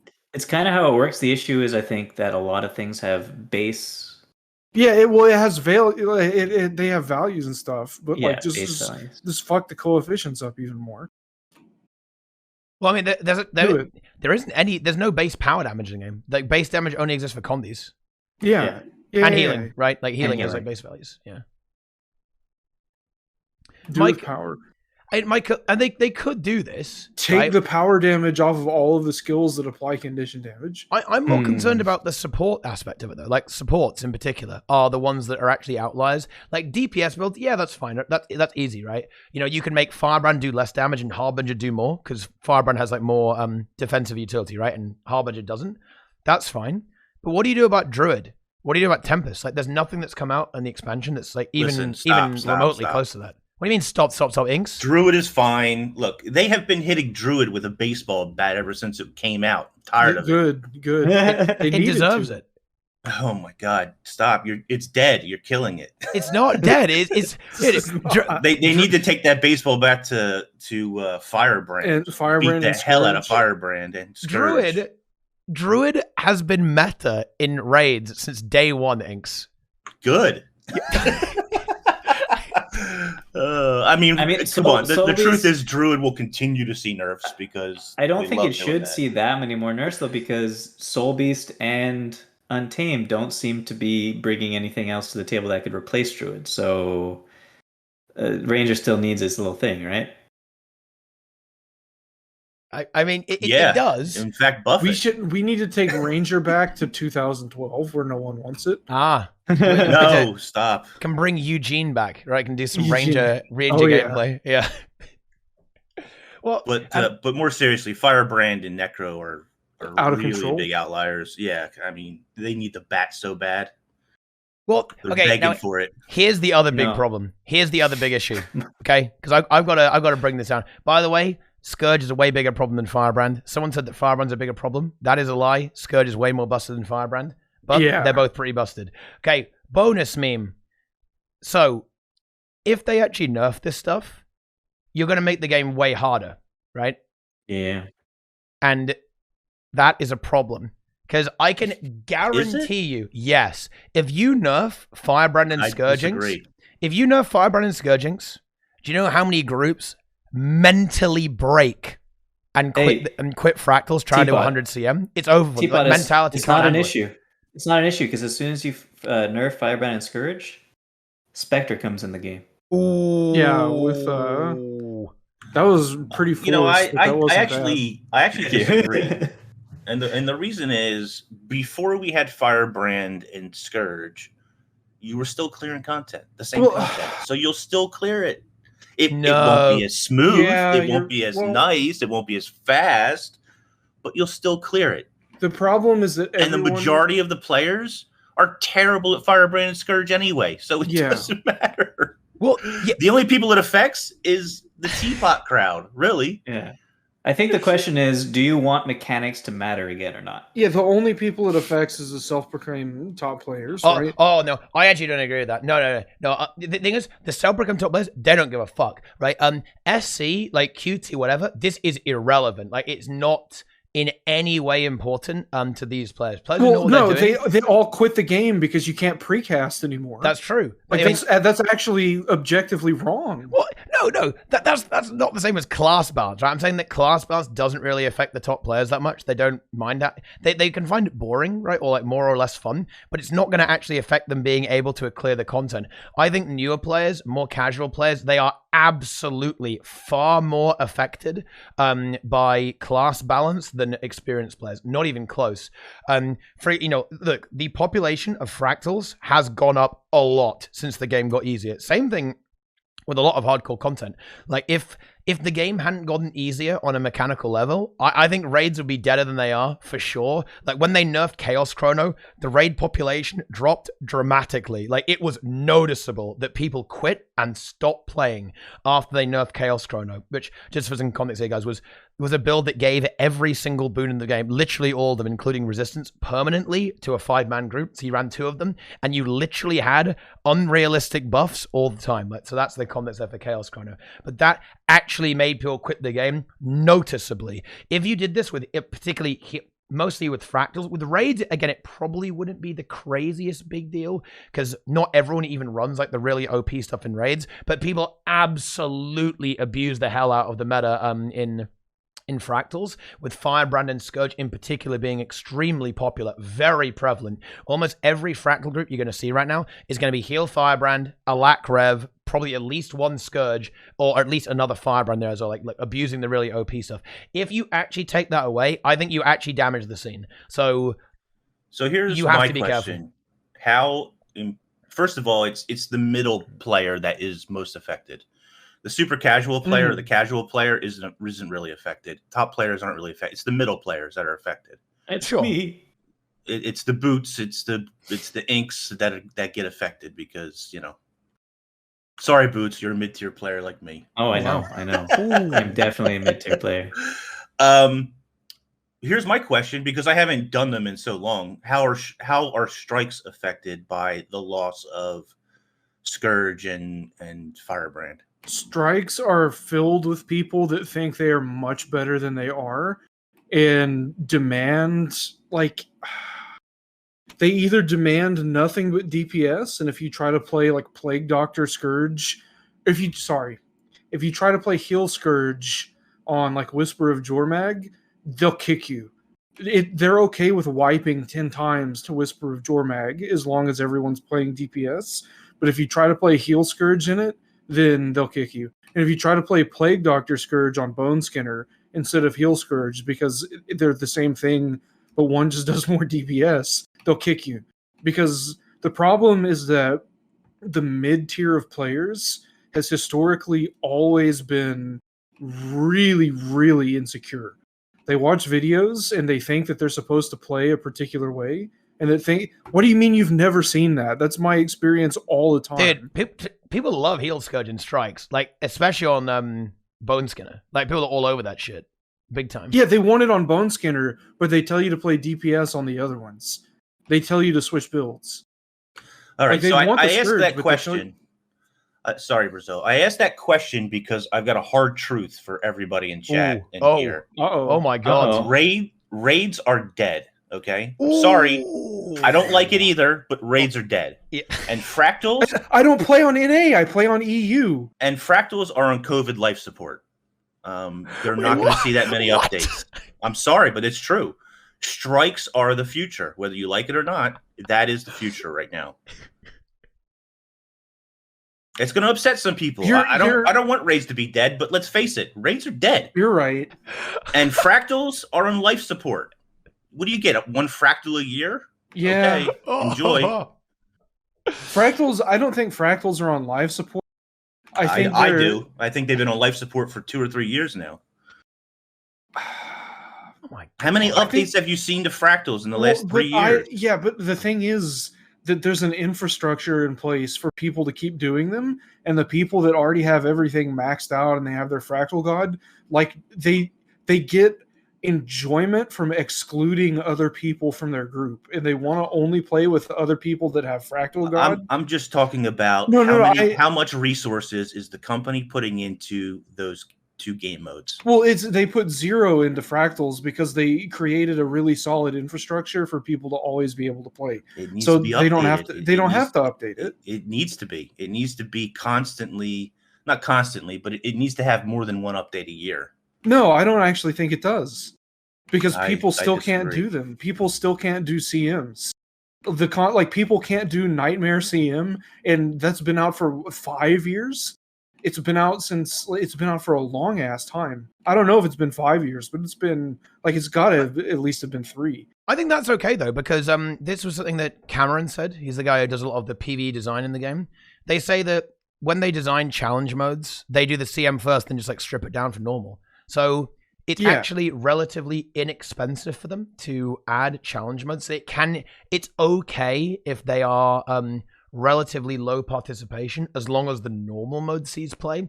I think in general, I feel like most people are okay with tier 4s, right? Or at least, they can clear the normal mode version of the fractals pretty well. Don't get me wrong. I think fractals are popular. I really do.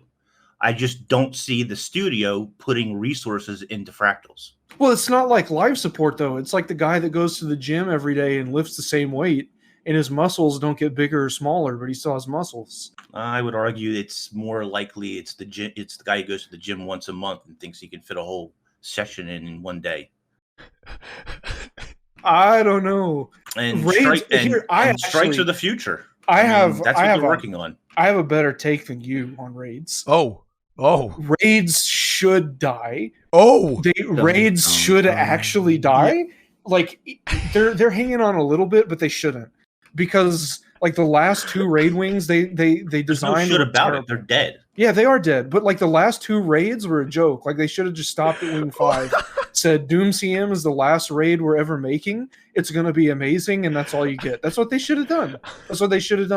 They shouldn't even bothered with 6 or 7 because they're terrible. And don't get me wrong, chat. I like raids. I like raids. It actually pains me when I see Teapot day 1 clearing the raids, and he was like, "Well, that was a lot of fun, but it really wasn't that difficult, or wasn't up to par, or whatever." That hurts.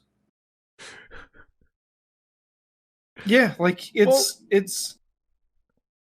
It doesn't hurt me that Teapot is winning. It hurts me that he's not getting exactly what he needs out of it.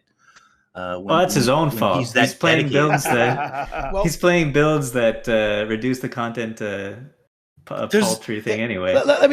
There's enough raid and enough fractals and enough stuff to do in those game modes that they're fine where they are, and you don't even need wing 6 or 7 in raids. I think they're both fine. I actually want to slightly interject here. I think that wing 6 and 7 were actually arguably the best wings they actually released in terms of design, right? I think the really standout wings were only 5, 6, 7 for sure, in terms of like the boss design. I think the early ones were actually really good too. You know, there's always going to be something magical about Veil Guardian to me, right? And certainly Wing 4 too. That was like the first proper like CM wing they ever kind of you know, released. That was like, yeah, that was pretty damn cool, right? Like the full CM wing there with Demos CM, Samrog CM, very cool. Mercer Overseer CM. I mean, I think Doom was the pinnacle. But the thing is though, is that these were not actually really held back. Why were they so easy? Right, like, well, they were so easy because they're just insanely undertuned, right? Both because of power creep. Power creep didn't help, right? For example, the tools that the player had going into wings 6 and 7 were just a billion times more powerful than the going into wing 1. Well, one, everyone was like really bad at the game, right? In wing 1, and also there was a lot less power creep. If you release wing 1 through 4 now, I think Veil Guardian would die first pull with Heal Scourge. Just straight up. Like, you would kill it first try. Gorseval would die first try as well. Sabbather might actually die first try too, because of how powerful things are. Sloth would definitely die first try with Heal Necromancer. Probably, if you were a bit prepared, like within 1 or 2 tries for sure. Trio would die first try. Matthias would definitely die first try with Heal Scourge. Well, and as long as you had something to reflect. You might die to the reflect, right? And then figure out that you need that. Trio, honestly, you actually might wipe on Trio because you might not know how it works. You know, funny enough, Keep Construct actually... yeah, you might want tap actually. You might want to Keep Construct. Zera, you would. Zera wouldn't die first try because it's kind of a weird fight. You'd have to figure out what the fuck's going on. So you might die a few times on that. People can't glide, so you won't first shot it. I think a lot of everything except Demos on Wing 4 would definitely die first try. Not even close, actually. Easily would die first try. Demos might take a while because you've got to figure out the hand kiter. So it's kind of like, yeah, sure. Like the content, the Wings 5, 6, and 7 definitely were, 6 and 7 definitely got cleared very quickly, relatively speaking.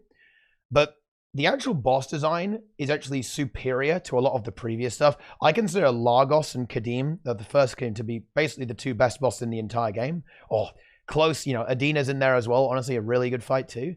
But the thing is, Adina the blue one? Or the red one? Adina's the brown one, the earth one. With the pillars. Okay. Yeah, with the pillars, yeah. So it's not that the quality of the content actually went down. It's just that the game... it is so power crept that anything the devs do gets crushed, right? Okay, but then that's a design failure. Correct. Yes. It's not Raid's fault though. Is what I want to point out. It's not actually Raid's fault.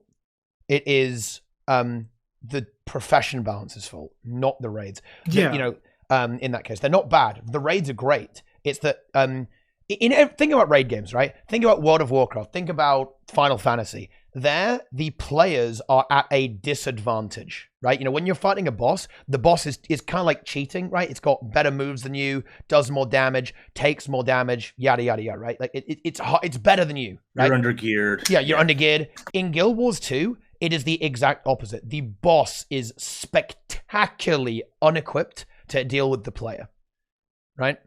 Like, it is unfair well, for I the think boss. They're afraid of difficulty. Well, no, it's not that actually. To some extent. ArenaNet, in my opinion, is a bit over a barrel here, right? And well, look, I don't want to do this debate because I want to talk about Specter because Specter's really cool actually. Because I know I wanted to talk about like balance and stuff, but I think we kind of got the whole point. I tried to do a segue, but everybody ignored it. Yeah. I mean, I noticed it was a good try. It was a good try with the segue. But the problem is that they tried to make this one size fits all difficulty. It doesn't fucking work, right? It just doesn't work.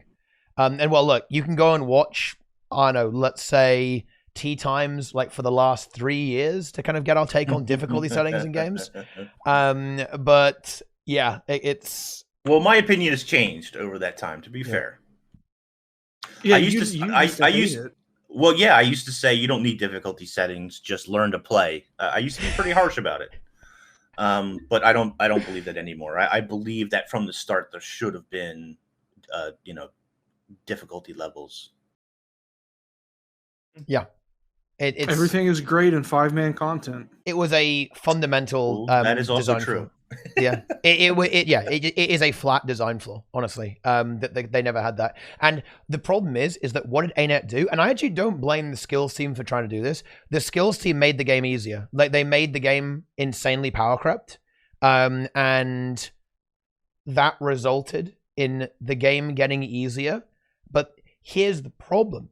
It didn't actually make it easier for new players. It made it easier for good players, but didn't actually make it that much easier. It made it a fair bit easier, but not that much. A lot of people, even if you give them really overpowered builds, they're still going to struggle with raids because they don't know how to play them, right?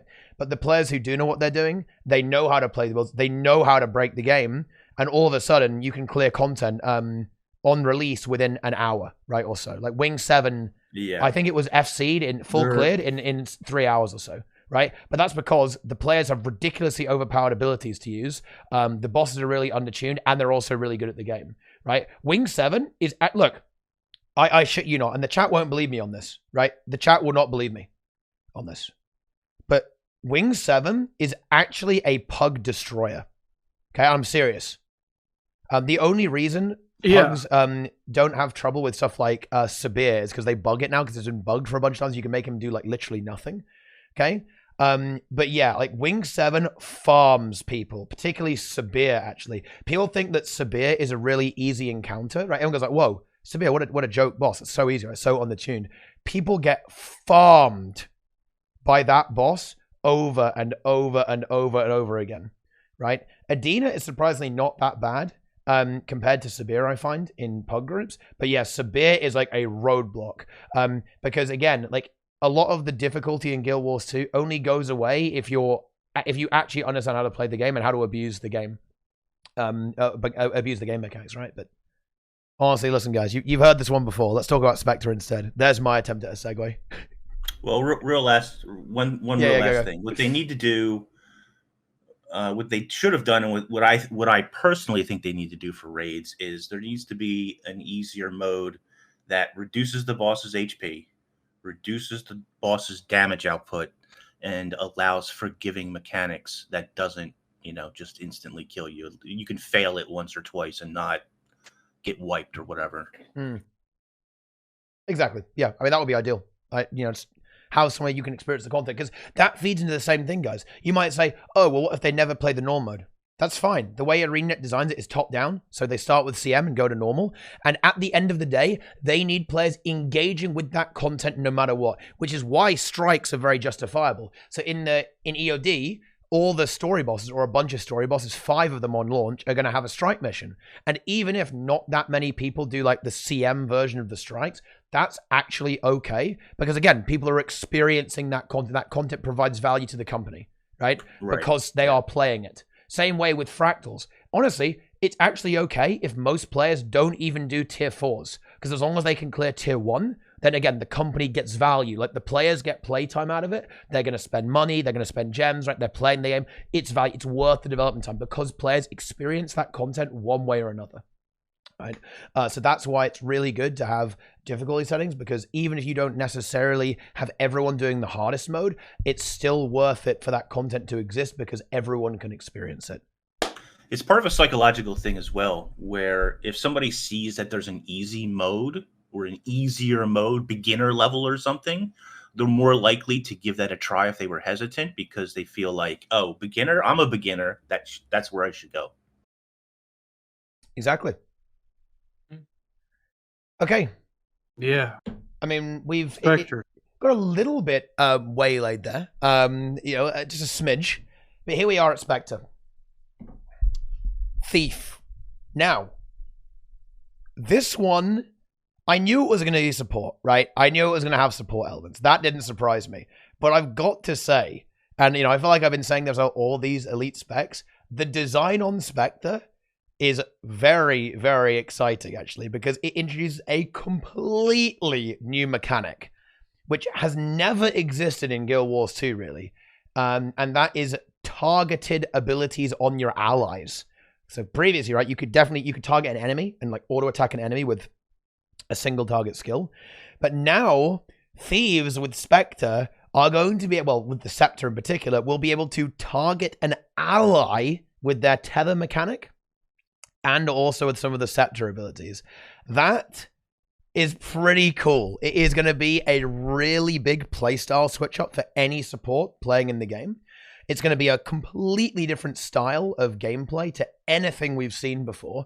And I think it does a really good job of actually capturing that almost, it is still very thiefy, isn't it? I think a lot of Thief mains were really worried that Specter was going to not be Thief, because Thief is such an assassin-style, aggressive specialization profession. But they've managed to actually capture that, right? You have the Rot Wallow Venom mechanic. Whenever you barrier someone, they've got a Venom stack, right? It's single target. You're attacking people heals your tethered target that you can latch onto. I've got to say, I think they really nailed this one. This might be the one that I think they nailed the most in terms of maintaining profession flavor, but giving it another way to play while also innovating on what currently exists in the game. Very impressed, actually, by Specter. And it has wells. I love wells. It does all teleport you, yeah. Yeah. I think everyone is a Shadow Step. They are, yeah. That's kind of crazy. Chronomancer runes, give yourself a little bit of quickness too if you want to. I looking at it, it's like very exciting to me. I do wonder how difficult it's going to be to play it though, because you need to now, like, if you used to be a tab targeter, you now need to probably point and click on your allies to be able to target them properly. I know there is keybinds for like next closest ally and the next ally and stuff, but it's just going to be an entirely new game style, play style to learn for a lot of thieves. It's going to be interesting to see if they can adjust to it properly. It really is. And I am going to be really curious to see how fun it is to actually play out this more targeted style, because there really isn't anything in the game like this. So what it's going to require you to do is to actually click on people, essentially, to support them. And in a raid, that's going to be a weird thing that it will be very familiar to anyone who's played any other MMO, like WoW or Final Fantasy. But you're going to have to essentially click on the name bar, right? Like in the squad or in your party to select them, which is something that you never do in this game. Like you always like aim your ability where the target is, rather than selecting them, which is going to feel weird, right? Because Guild Wars 2 is a game where you basically never play the UI whatsoever, right? Like you're all, when you use an ability, you target it in the world, right? Almost exclusively is how you do this. But this time, it's going to be a bit more UI generated. I think that's only going to be for really large group play, though. For example, in PvP, I think you can probably get away with like clicking on, actually like clicking on someone like you would an enemy target, right? Like, because that's what you do, right? If you want to select an enemy, you can tab onto them, or you can click on them and like target them to use an ability. So you'll be able to do it there. But in raids, it's going to be kind of annoying to actually select people unless they're outside your group pack. And in World vs. World, good fucking luck, right? Okay, look, I can imagine like everyone's tethered onto the commander while he's getting like hard focused by the enemy team. Sounds like fun. Yeah. Oh, it's interesting though. Actually, you could probably, for tanks in raids, you could probably switch up your tank from your general tank. Now you could have more options as your tank if you could have targeted heals for it now, like something that takes a little bit more damage. Yeah, and something else that they could do too for the targeted heals, they could add it to like the staff auto attack on Tempest for water, so you can just shoot water balls at people and heal them, and Druid staff auto too. Like they could easily do that, and the orb on Druid staff too, I think it is. Call target on the tank. Some Impossible in chat just said is a very good idea for raids. You can do that, but like a keybind for that. But then what if someone in your party changes the target though? Then kick him. Yeah. What if it only goes to you? What if it's just a keybind on your end? That could be something you could do. You could have like select party member 1 as a keybind, for example. Yeah, you could have like a modifier, like Control Shift 1, Control Shift 2. They could add a tab hotkey for allies, right? Because right now, if you tab, it tabs through nearby targets. You could also have tab for target nearby allies, right? I imagine that wouldn't be like hard to add. I guess it depends if they want to roll that mechanic out to other professions, like you said, right? It would be pretty interesting if you could actually do. Oh, there is a tab for allies. Oh, there you go then. Boom. Okay, you just have to use that hotkey then. I don't think I've ever used that because I don't know why you would actually. But there you go. Nice. How do you think this is going to be balanced? Because all healing and protection these days is AoE based, right? So because of that, because it could go out to 5 players, it is at a certain power level. But with this, I mean, yes, the tether is a beam that passes through people, but it's going to be hard to really get people in the line properly for that. Is it therefore going to be more powerful than the other stuff in game currently because it's really only going to be for one target, maybe 2, 3 at max? Well, that is where it gets a little bit weird. It will be difficult to balance because of that, because it has to be much more powerful, and that does kind of limit its usefulness in a group stage as well. Which I think is probably why they gave it alacrity, right? Because you're going to be able to pump loads of heals, but your boon application is okay. So there are some unusual things that you can do because the beam that gives quickness and regen, you can technically like wiggle around a bit and you could make it apply to loads of people, right? Which would be weird and very annoying, but you could do it. I think it's been theorized you could actually give 10 target quickness with it if you did it right. You probably could. Okay. Probably could. I think it's more likely that you'll initiate the beam and other players in your party need to condense on it. I mean, that's asking too much for a lot of parties, I think. The firebrand cone is too much. Asking too much to step into a beam. Yes. Oh my god. Inks. Oh my god. Inks. Everything is great in 5-man content. Oh, Not too many 10 man. crickets. But yeah, so I think they unfortunately are going to tune it very strong. Might be fortunately, I don't know, but that means that it could probably be abused in several ways. And I think one of the cool ways it could be abused is allow you to choose a different tank than you normally would, as is the meta. Yeah, Plague Doctor Scourge. I mean, it's going to be a little bit like that. It's going to be like a more aggressive version of Plague Doctor Scourge, I think. It's going to do... Well, no, you should tank on like a Scourge or something. Yeah. You should tank on Scourge and just permanently tether it the whole time. And you should you have a DPS tank. Like you could run Trailblazer gear, right? Like Trailblazer and Plague Doctor. Yeah. And you could tank on the Scourge and then you could just support the Scourge directly. Like, I like this idea of just directly like pumping one class the whole time during the raid.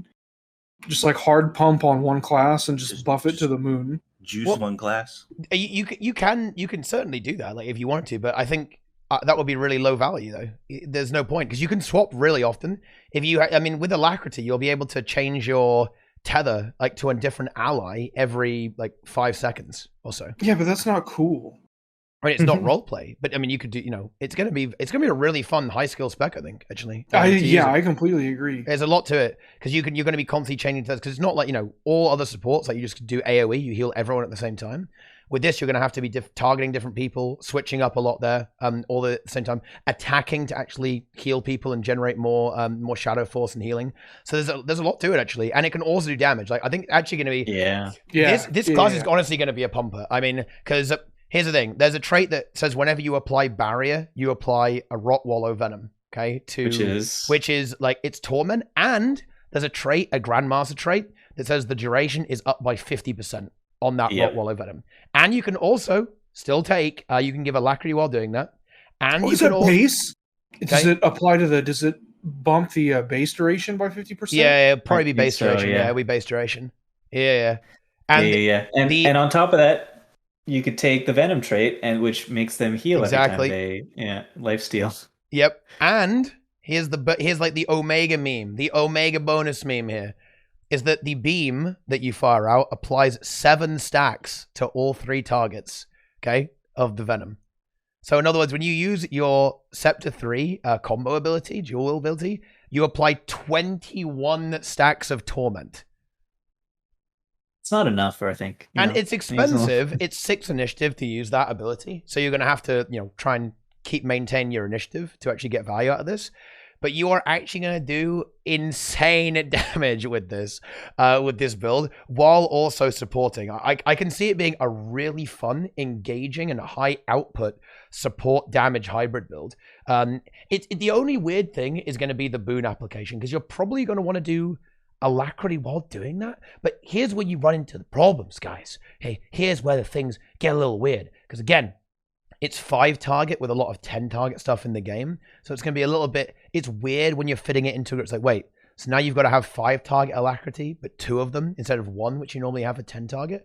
But I guess you could maybe just go for all out damage and just like say, fuck the wells.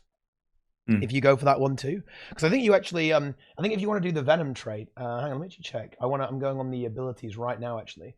I think, oh no, you get the Rollo Venom like passively anyway. So you already barrier people like just for free. So you can actually take the alacrity and have the Omega damage there. Oh, but you can't take, oh, this is so disgusting. Holy shit. Dude, this trait line is absolutely putrid, man. Like, yeah, you have a trait that gives you Shroud whenever you apply Torment, and you also get another 20% damage on your Torment. Oh god. Oh, it's like battle scars. Oh, well, you can't gain more Shroud while you're in Shroud, but also the Shroud makes you really tanky. So yeah, you have 150% of your health in Shroud, and it drains at 2% per second, and it absorbs damage.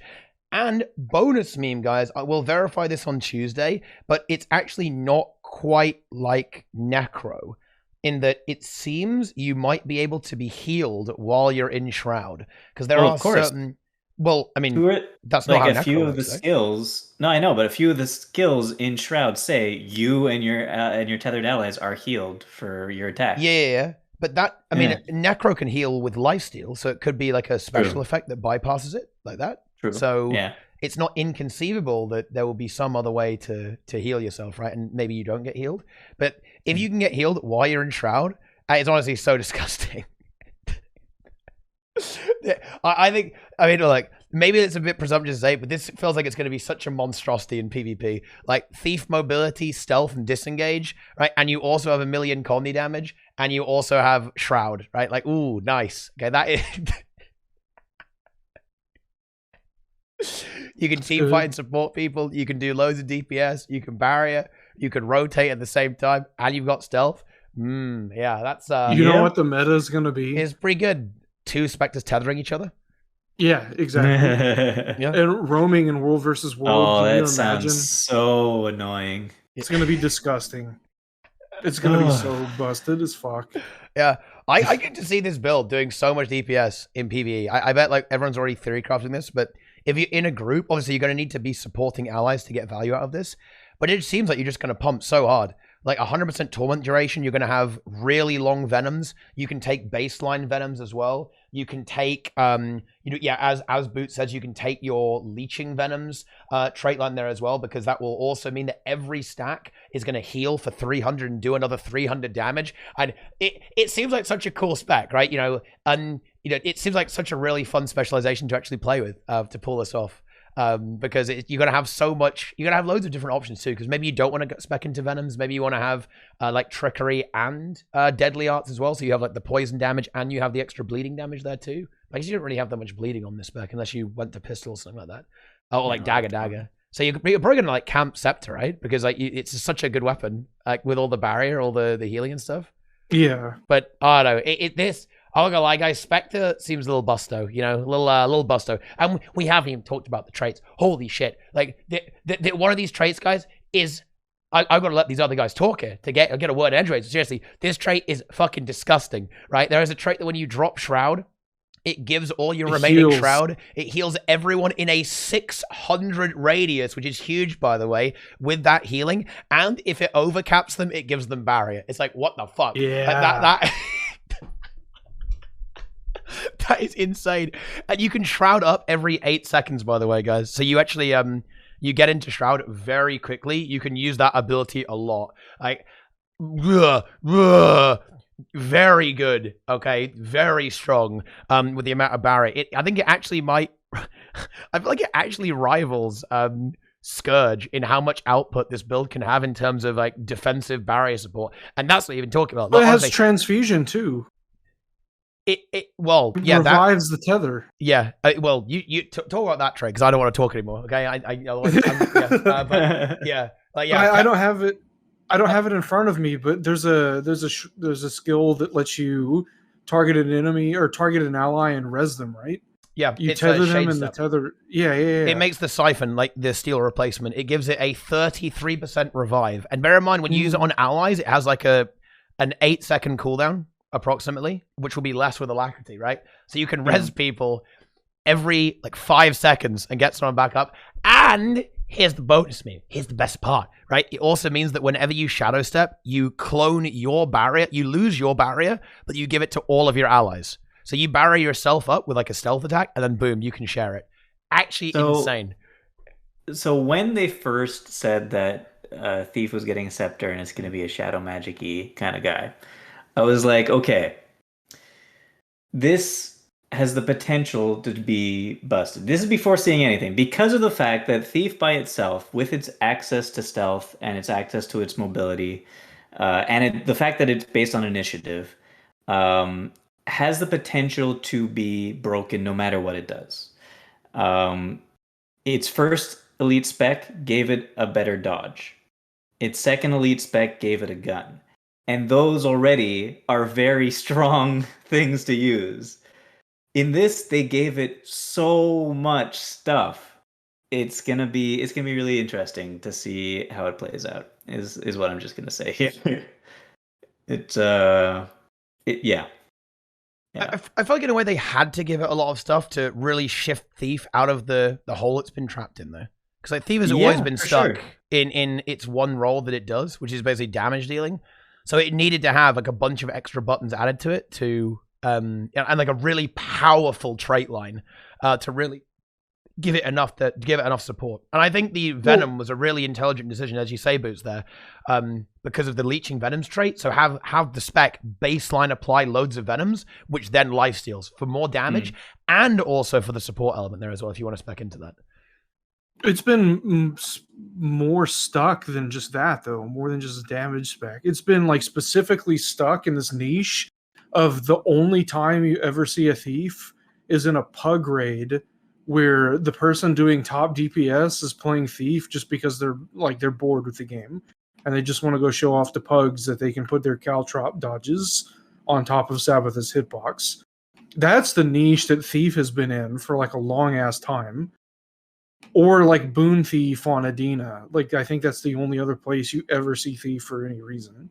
Yeah. And this, I think you'll see it a lot. I think, but what I'm trying to say though is you don't, because of how strong the base class of Thief is, because of the qualities it brings to itself, not to a raid. I'm not saying to a raid, not to party. I'm talking probably more about PvP. Just it can be broken in itself. Its first two elite specs didn't give it anything crazy. This elite spec is giving it a lot of crazy stuff, and it has the potential to be much more broken than anything we've seen before. Well, I mean, I'm not sure if that's necessarily true. I think it's just it actually changes Thief. Like Daredevil is literally base Thief, but it has an extra dodge and some really busted traits. Yeah, and Deadeye is Thief, but it's got 1500 range because fuck you, right? Yeah. But it's Thief with a gun, Thief with a dodge. Yeah, this is actually something different. It's the this first is very different. That's different, yeah. It's like the first one that actually brings some new stuff to the table, and they didn't disappoint. They seriously brought some new stuff to the table with this, because it is. It's pretty good. You know, there's a lot of pretty amazing skills that this can do. You've got loads of CC. Oh, everyone in PvP. I think a real big question is actually, can you fit any of the wells into your PvP build? Because in a way, Thief is very reliant on its utilities. Like you really want to have Shadow Step, right? You really want to have stuff like like Blinding Powder to get some stealth and have a stun break on that as well. There are a lot of really key skills with this that you might not want to drop for the well. But dude, if you can get that pulsing days well, oh my god, right? That is the elite well as well. Dude, fuck the elite well, dude. Yeah, like the elite well. Love it. You can Shadow Step from stealth onto someone, and it's like a gravity well. Like wow. Just so much fun. I've never really been a huge fan of Thief. I know Brazil loves Thief. I love Thief. But I love Thief and Necromancer, and this is both of those. So I'll probably only play this. And I love Support Spec.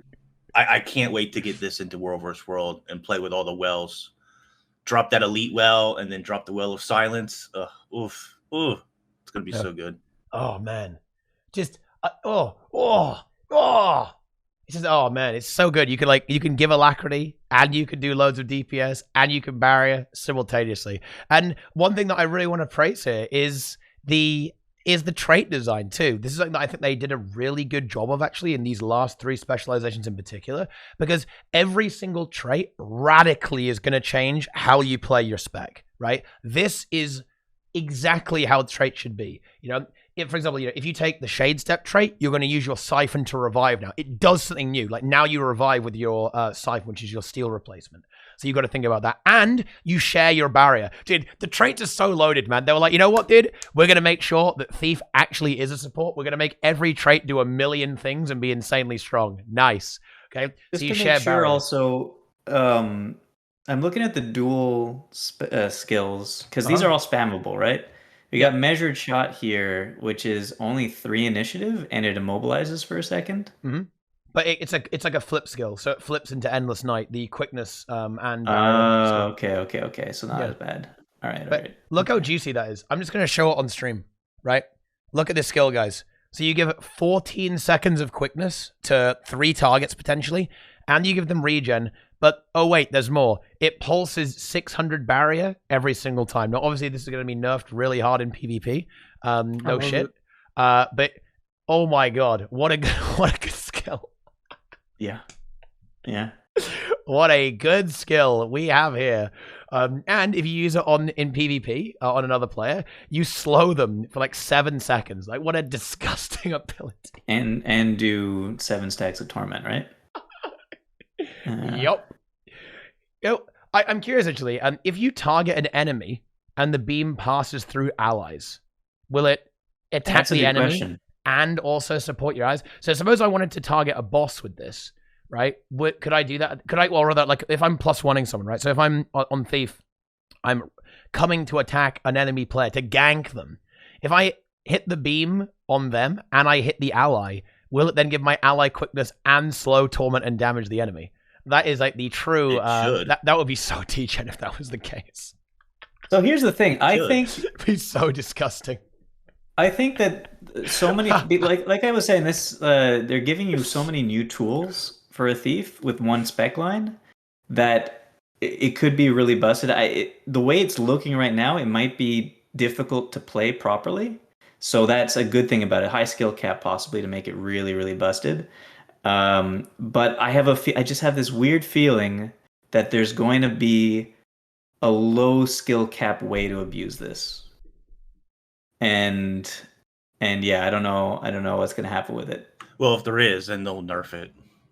Yeah. At least that's what usually happens. This is definitely a spec that I can see getting nerfed. For sure. Probably. Yeah. But then again, it might just be Willbender and it sucks.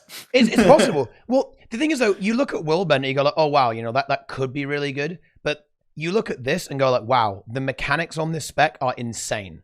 Right? You know what I mean? I think there's like, oh shit, like Guardian, but it's really, really fast. Okay. Yeah. That's like, oh yeah, that could be really good. I could see that being good. Nice. Like you could like kind of replace Thief a little bit. But then the numbers are really bad. But I don't think Willbender is like broken on a mechanical level. I think this is very strong just based off mechanics alone. You look at those, you look at the profession and go like, wow, that's pretty fucking good. In the same way that you'd look at Firebrand and go, wow, it turns out that replacing three skills with 15 is quite good. You know, oh yeah, that's 5 times more abilities to use. I wonder if that might be quite strong. Yeah, no shit, that's going to be really good, right? You know, you look at something like Scourge and go, wait a minute, this is like 10 target everything and does damage and heals at the same time, and you can use everything while you're stunned, and then everything's instant cast. Wow, that's pretty good. And like that's a very different thing from something just having really good numbers on it, right? Because if you think about Renegade, right? Like Renegade was good in terms of like, you know, it could have been good with numbers, but it kind of sucked on launch. So did, you know, weirdly enough, so did Quickness Firebrand, right? Because the numbers were too low on it. The numbers weren't good enough. When they made the numbers better, then it was like, oh yeah, this is really good. But I think there's a difference between like numbers carrying something and mechanics carrying something. Thief is a very mechanically strong profession right off the bat, because, you know, it turns out that stealth and mobility are pretty good in Guild Wars 2, particularly in PvP. But this seems to be layering on extra mechanics that almost cover up the vulnerabilities of Thief. Oh yeah, Thief's kind of squishy. How about having, like Life Force, like a Shroud that absorbs damage up to 150% of your health, and it drains really slowly. It drains at 2% per second, as opposed to Necro's 3% on Core and 5% on Reaper. And you can be the best healed. gear to use is Plague Doctor. Well, I mean that will vitality. definitely be a potent option you can go for sure. Like, Plague Doctor with Tormenting Rune. Plague Doctor Tormenting Rune. Ooh, nice. That's pretty. That's juicy right there. I'm gearing it now. I'm getting my gear ready. Yeah, I'm logging into the game. And you have Legendary Armor, right? Legendary Armory. Yeah, but I don't have trinkets and runes. Oh, you better get on that, dude. Better get on that before the expansion. Might as well just get the Legendary Runes instead of getting Tormenting Runes. You know what? I have Legendary Medium Armor, so this is perfect. All the specs I like are medium, so I'm all set. Yeah. You gotta, Are you an Aurora enjoyer, Inks? Big Aurora fan? I need to finish. I need another ring, and I need something else that's legendary for trinkets. I forget now. How about that? I do have Aurora. Amulet? It might be the amulet that I need. Yeah. Gonna get that soon. 7 weeks. 7 weeks. That's all you need. Well, you got to go on it. I mean, like, you're soon to be out of 7 time. weeks. Well, you need to do all of the Seasons of the Dragons, and you get a free legendary amulet. And What the fuck is this? There's what you got. I mean, do we have anything else to say about Specter? Funny enough, I feel like we just said, yeah, it's really, really good. Seems really overpowered. Like, watch as on Tuesday, it's complete dog shit, right? Feels bad. I hope not. Okay, so to certainly temper the expectations a little bit, I think the one thing that can cause it problems is that it doesn't have a really big target cap, right? Like, the numbers are really good, and they've tried to balance that. I think it is conceivable that it could end up not being quite as insane as it sounds, because it doesn't have the ability to affect 10 people. That would be the only thing that could hold it back, potentially. Particularly in raids. I think in World versus World, in Zerging, I think it's going to be weird. Like, for roaming, I think it'll be really good, though, actually. Because you can, like, support people and do damage. If you could be a person who tethers a single target, and that target is your tank, and deals 33k DPS while doing that, and keeps a tank up entirely, that could be just useful for any raid, really. Like, and then you don't have to depend on your tank to be good. On tank sensitive fights, I think this is a really strong build. Like on Desmina, for example, you can just like go crazy, like just juice your tank insanely hard. It's really strong. Same thing with something like, Kadim, maybe like Kadim 1 with the ads, like the Wyverns and stuff. Like being able to revive people, do loads of damage, loads of barrier. It's gonna be very good. I think. Specter and Fractals. I think Specter and Fractals actually has the potential to be unbelievably busted, because you might be able to apply quickness and alacrity to everyone and heal them and do damage simultaneously. So that could be really juicy. I mean, doesn't sound so bad. You might not end up running Plague Doctor, but let's suppose that you run Plague Doctor. That means you've got loads of boon duration, colony damage, vitality, and healing, right? So you can barrier people, you can heal people, you can give them quickness and alacrity with good duration. You can even give a bit of fury, swiftness, and might. I'm running Celestial. So, honestly, that is probably better. Plague Doctor? In fact, no, it definitely is. Oh, it definitely is, actually. Yeah, Selly is better. For sure, because then you get expertise, and expertise is so good, actually. Because like it's really nice to have no toughness, so you aren't tanking. But what if it's actually next level? What if you tank on this build? Tether yourself. Just have 2 of them. Yeah, you have one tanking, and one of them tethers you, and then you tether other people. And then if he pulls because you have the exact same toughness at some point, they tether him. You switch the tether. Oh man, it's wild. Well, I think the only thing here is you don't give yourself quickness, right? With the beam, I think it doesn't give you any beams. It doesn't give. But you does it any really beams. matter if you're making all your friends do all this stuff anyway? Maybe it's not too bad, but I think that is something. That's something to consider, because you probably do want quickness as well, because quickness is pretty good. Because bear in mind, the more quickness you have, the more auto attacks you can do, and every time you auto attack someone, you give them barrier, right? And that means that you apply a torment stack because of the venom. So you actually do want quickness. Yeah, you're right. Quite a lot. You can use the boon well, but the boon well isn't that good. You'll only get 1 tick of quickness out of that because it only gives you boons that you don't have. So it will give you like 4 seconds of quickness, but then it won't. Or give you could use again. Chronomancer runes. You could do that, but And you have 70%, and you have 70% boon uptime. I think we're reaching at this point. Like now, All right, fine. I think 100% boon uptime if you use Firebrand runes, but all right, never mind. Yeah. Well, there's gonna be a Specter rune. Ooh. Yeah. Ooh. Oh. That is true.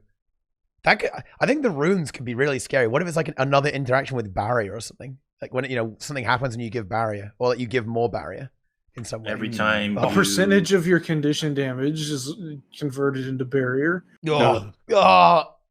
Ugh. Every time you tether, you give yourself quickness. Yeah, it could be an alacrity rune actually, alacrity duration rune because No. those don't exist Yes. though. I know it doesn't exist for a reason, Teapot. Yeah. No, it's fine. Just make it happen. Inks wants alacrity on druid, I think. Yeah. Grace of the Land now gives alacrity and quickness and might. If it 10 didn't give targets. might, it should not give any might, and it should give alacrity, and I'd be fine with that. I do think they should give old Grace of the Land back. Like just very off topic, but druid No. giving might is actually I agree. really. Druid giving might is actually worse than it giving like a little damage mod. They should just give like another damage mod to Tempest at the same time. So like buff Tempest with a damage mod to keep all the Ellie mains happy, even though it doesn't need it, by the way. Just like, fuck it. I love power creep. Okay. Power creep the fucking game. Whenever you apply an aura, boom, they get damage. While someone's got an aura on it, they get 10% more damage. Easy fucking power creep, dude. Someone Okay. should just No clip problem. this. Someone should just clip this episode and like take a 10-second snippet of the rant about Teapot talking about power creep being terrible for the game, and then 1 hour later. Well, I love the thing is though, I actually don't mind like offensive power creep on support. It's the defensive support that's the problem, right? Like that's where the real issues come in. But yeah, you know what, dude? I love it. Like I give up. Just make everything busted. I agree. It's time. Druid, if you hit one button, you give every boon in the game to 10 targets. Easy. Like whenever you drop down like a Lunar Impact, it's like an Ecto on, from the Glob, right? The Glob's Thief Stolen skill. Boom. Everyone gets boons. While we're on the subject, can Revenant go back to like 45k auto attacks? Yes, please. It's 40 gold for a stack of tormenting runes? Are you kidding me? It's an expensive rune, man. It's a popular Oh rune. my god. Yeah, it's popular. Mm-hmm. Just make legendary runes, man. No, I don't want to do that. Yeah. Why would I do that? Well, I mean, if you want, that's why you should get legendary runes. Then you can spend like 1,000 gold to get any rune you want. Yeah, but that's not a good value. Well, it's infinite runes though. Yeah, but realistically, how many times am I going to switch to tormenting runes? It's going to add up to 3,000 gold. It's and possible. then think about it this way: you could remove the runes from all your other gear and sell those. Well, I think I have tormenting runes on something. Mm. I'll just take it off of that already. Yes. Easy. Yeah, it is interesting that Specter does apply torment. Like all the new specs, like loads of stuff applies torment now. Like it's like the deep. It is the Condi DPS PvE one. Torment and everything. Well, I think it's because I think the philosophy here is that they wanted to reduce the difference between power and Condi, and torment's very bursty because it does double damage to things that aren't moving. Same with burning, right? So I think they said, you know what, we're just going to give torment to everything because torment is mega DPS now for PvE. Yeah, I guess so. And it's not as bad for PvP. And yeah, the design of it is, it's kind of harmless. It's like obviously a lot of damage, right? It's good. It's particularly if you can CC people in PvP and immobilize them or something. But yeah, like because it does damage if you're not moving, it's less problematic design wise. So it's a bit, it's less damaging to the game. Okay. Yeah, and that's why. And I think they're also looking at trying to minimize the amount of conditions that each spec has access to, because they gave loads of elite specializations massive Condi access over time. Kind of ruins PvP in World versus World, because when if you're fighting something in PvP right now, you won't get like 2 or 3 condis. You're going to get like 5 or 6 condis like, immediately will get spammed on you. This is definitely a really big thing with Core Necromancer, with Scourge, with Mirage. If you fight this stuff, they'll use 3 skills on you and your bar is full, right? This is a extremely unfun mechanic, very unfriendly for new players, and just very unfun to play against. Something that kind of... You gotta have antitoxin runes everywhere you go in World vs. World. Yeah, I mean, you got to have like some serious condi cleanse, right, set up to actually be able to deal with the spam. I think over time they will try and address that in terms of balance, just in general, and keep things a little bit more kind of like narrow in the amount of conditions they can apply, but they're trying to like put their best foot forward and like not go too crazy. There's a bit of variety, but not like a crazy one. Yeah, the Ranger Axe 3, I think it unironically applies like 5 condis if it hits you now. It's like one ability gives you 5 condis. You get Bleed, Chill, Weakness, right? I think you get Vuln. Would you get Vuln? I can't even remember what you get now. I think there's a trait that applies more there too. It's pretty good, you know? It's pretty good. Let me actually look it up. I'm going on the internet. Winter's Bite. Here we go. Throw an axe. Okay, yeah, you get Bleeding, Chill, Weakness, and I think you have a trait that also applies something else too, which is, it's good. It's a lot of fun, guys. Okay, it's a fun move. I guess you get Vuln from Opening Strike as well, so you get like a bunch there too. And and Poison. Clip. Yeah, you get Poison from Wilderness as well. Oh yeah, this clip of Angels playing against Condi Thief. It's. Oh yeah, hey, that's my build. Yeah. That's my original Toxic Thief build way back when. Boots good build. Boots. Infiltration Rune Deadeye. Yeah. Yes. It's a good time, guys. Okay, it's Torment is expensive gear, while burning builds are insanely easy to get. Well, that's just a problem with the economy, right? They can just fix that. They can just add. They can make the rune cheaper. They don't need to change the recipe. Just make the items like way easier to get. Like, what's in tormenting runes that makes them so expensive? Because I know they're expensive, but like, why? What's in them? They are made. Oh, I didn't even. Ooh. Can you craft them? Yeah, they're craftable. They are sprockets. Yeah, you need 250 watchwork sprockets, and they could honestly just reduce the amount you need, right? I guess. So you'd only need 50 instead, because they are actually a little bit of a pain to get. Because the only way you can really reliably get them is from 98 CM from the pickaxe and the marionette, right? Yeah, so you need to have more. Like if you have that pickaxe, you get quite a bit. Yeah. But I mean, not a lot of people are going to have that, right? Not everyone's going to have it. You heard it here, folks first, everyone. Wow. Yeah, I just had a stroke. You heard it here first. Since every new class is getting Torment, everybody go run the market on Torment runes. Look, I can guarantee you when it comes, everyone's going to play Specter, and Tormenting Rune is going to go big for sure. I mean, Harbinger too, right? Like Harbinger with Tormenting Rune is disgusting. Right? Actually insane. So Tormenting Rune is definitely going to be a good thing to buy right now. But you never know, right? ArenaNet might have plans to interfere with this. They could change the recipe to require less sprockets. They could change it so that the marionette drops more. I think the marionette probably was a bit of an attempt, certainly with the reward structure. It gives you a lot of sprockets for beating it, to maybe attack Tormenting Runes a little bit. Problem is that marionettes may be a little on the tricky side for most players to accomplish. So it's not something that gets done. I don't think people do a lot of marionette, do they, right? Nah. No, I think it was when there were the achievements out and stuff, but it doesn't really get complete. But you know what? I will change that, guys, with the Hardstuck meta train, which has marionette every day. Hell yeah, dude. Nice. Boom. Let's go. Every 2 hours. Marionette's the best boss, though. Like, for real. You know what? 2 Up makes a really steps good on point. You and it has a nice behind. Ooh. Aether Blades return in EOD. Oh. And they drop sprockets. Dude, that's big, actually. That is big. Yeah. Inks, don't you love Marionette? You could start an After Dark channel called ERP Inks, and you only do Marionette. Yeah, that'll be perfect in my hovel with chains hanging down and everything. And you deliberately fail the mechanics, right? Like you deliberately fail, get trodden on by the NPC and stuff, yeah?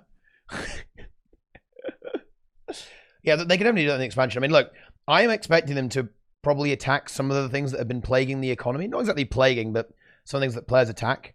Like Mystic Coins, guys.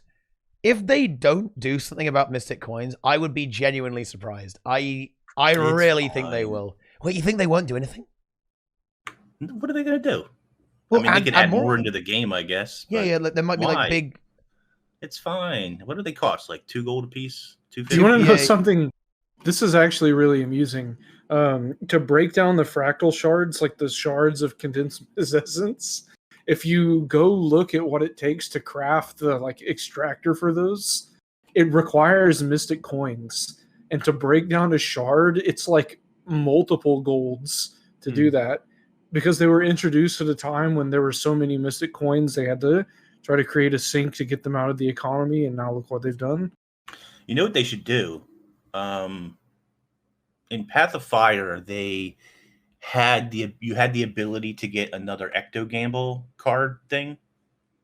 So there's like another script. Yeah, there's two of them. There's the script guy, which is the original, and then there's the card game or whatever that you play with Ecto Gambles, right? Mm-hmm. Yeah. So End of Dragons, they should add another one, except it's fueled by mystic coins. No, I So like you gamble your mystic coins, and you might lose, but you might win big. I like that, Inks. Real big. Hey, but what about this? What if it does that, but the internal numbers work out in such a way as that you lose gold while doing it, but you get more mystic coins usually than you put in. Well, that's sort of how the Ecto thing works. Exactly. So that means more mystic coins in the supply. That's awesome. Yeah. Because people would then liquidate all their mystic coins to gamble more. And then they'll Sounds get good. more mystic coins, but lose all the money. Then sell the mystic coins for money again, and there'll be more. Oh in the market. shit! That sounds like it'd be surprisingly effective. Yeah. Yeah, I mean, I think if you want to attack something like mystic coins, you actually have to. I think you don't. I think you change how legendaries work, right? You'd have to say the new legendaries don't require mystic clovers, for example. Which would they ever do that? Would they do that? No, why would they change it? Well, because I think that the way that the way that legendaries are currently, the price distribution kind of rubs people the wrong way. I think it's not that they're really expensive; it's the fact that a lot of the value of legendaries, particularly the Gen 2s, are in this exact one item. Guys, it's not a big issue. You know why it's not a big issue? Why? Because End of Dragons is coming, and we're gonna get so many more people logging in than we did before. The price is gonna drop. Dang, that's good, Boots. That might happen, because this is why having the login rewards really valuable is good, because it's really good for new and returning players, because they get loads of gold just for logging in, so they can sell them and use them to buy stuff. But I don't know. I'm not copium. Sure. It's truth. It's truth. Can you buy mystic coins with laurels? I don't think you can you? No, you just get them from the login rewards, just base. So what they could do really is just increase the login rewards a little bit, and then put 5 mystic coins on the laurel vendor for X number of laurels. Please do it. Oh my god, my 200 alt accounts would do very well off that. Let's fucking go. If they did that, I would be so happy. It's an easy way to address it, because people like Teapot will have so many of them that it'll flood the market and drop the price. If they actually like made login rewards better, I would be overjoyed, dude. That would be amazing. Every piece of Guild Wars 2 merch you buy, you get a code to unlock mystic coins in the gym store. Can you buy the Aurene statue and you get 1,000 mystic coins? They could have a prime promotion, like a prime promotion. Shit! Yeah, they for could. mystic coins, dude. They could do that. So, and there's a few new ones coming up, I think, fairly soon, towards the end of October. So maybe you just get like 5 mystic coins if you do the Amazon Prime thing, and that would be kind of relevant, right? You know, that would be a thing. If supplies, you could, yeah, Twitch drops, dude. Okay, holy shit, mystic. Like, watch an hour of a stream, get a mystic coin. Nice. Refund the build templates into mystic coin. Nice, I like that. Well, the thing is with mystic coins, guys, is that, yeah, you could say that there's a, you know, if the supply exceeds the demand. The thing is, if you're adding like a new set of legendary weapons that use mystic coins, that's going to be insane demand, right? I almost suspect that the, you know, speaking of legendaries, because we're actually going to see there's going to be a guild chat about them fairly soon. Do you guys think they would make them cheaper because they're all the same set, than like less valuable than the old ones? You know, I've had a lot of people say that on the video I made about the legendary weapons. I don't think they're going to be cheaper, but a lot of people do believe they're going to be cheaper. I don't think they're going to be cheaper. I don't think they should be cheaper. I think they're. I think they're going to technically be cheaper. The first one's going to be cheaper for everyone because essentially you should be getting the precursor 1/4 of the way to make it for free if you're doing that achievement. But I think it's still going to take a Mystic Tribute, right? So that's still 1,500 gold. Well, won't there be a new one? There'll be a new. It won't be Mystic Tribute. It'll be something else. Why? Well, because they changed it for POF, so they might change it again. Yeah. Mystic. Or was it for HOT rather? Maybe for HOT they changed it because it's Mystic. Yeah, they did.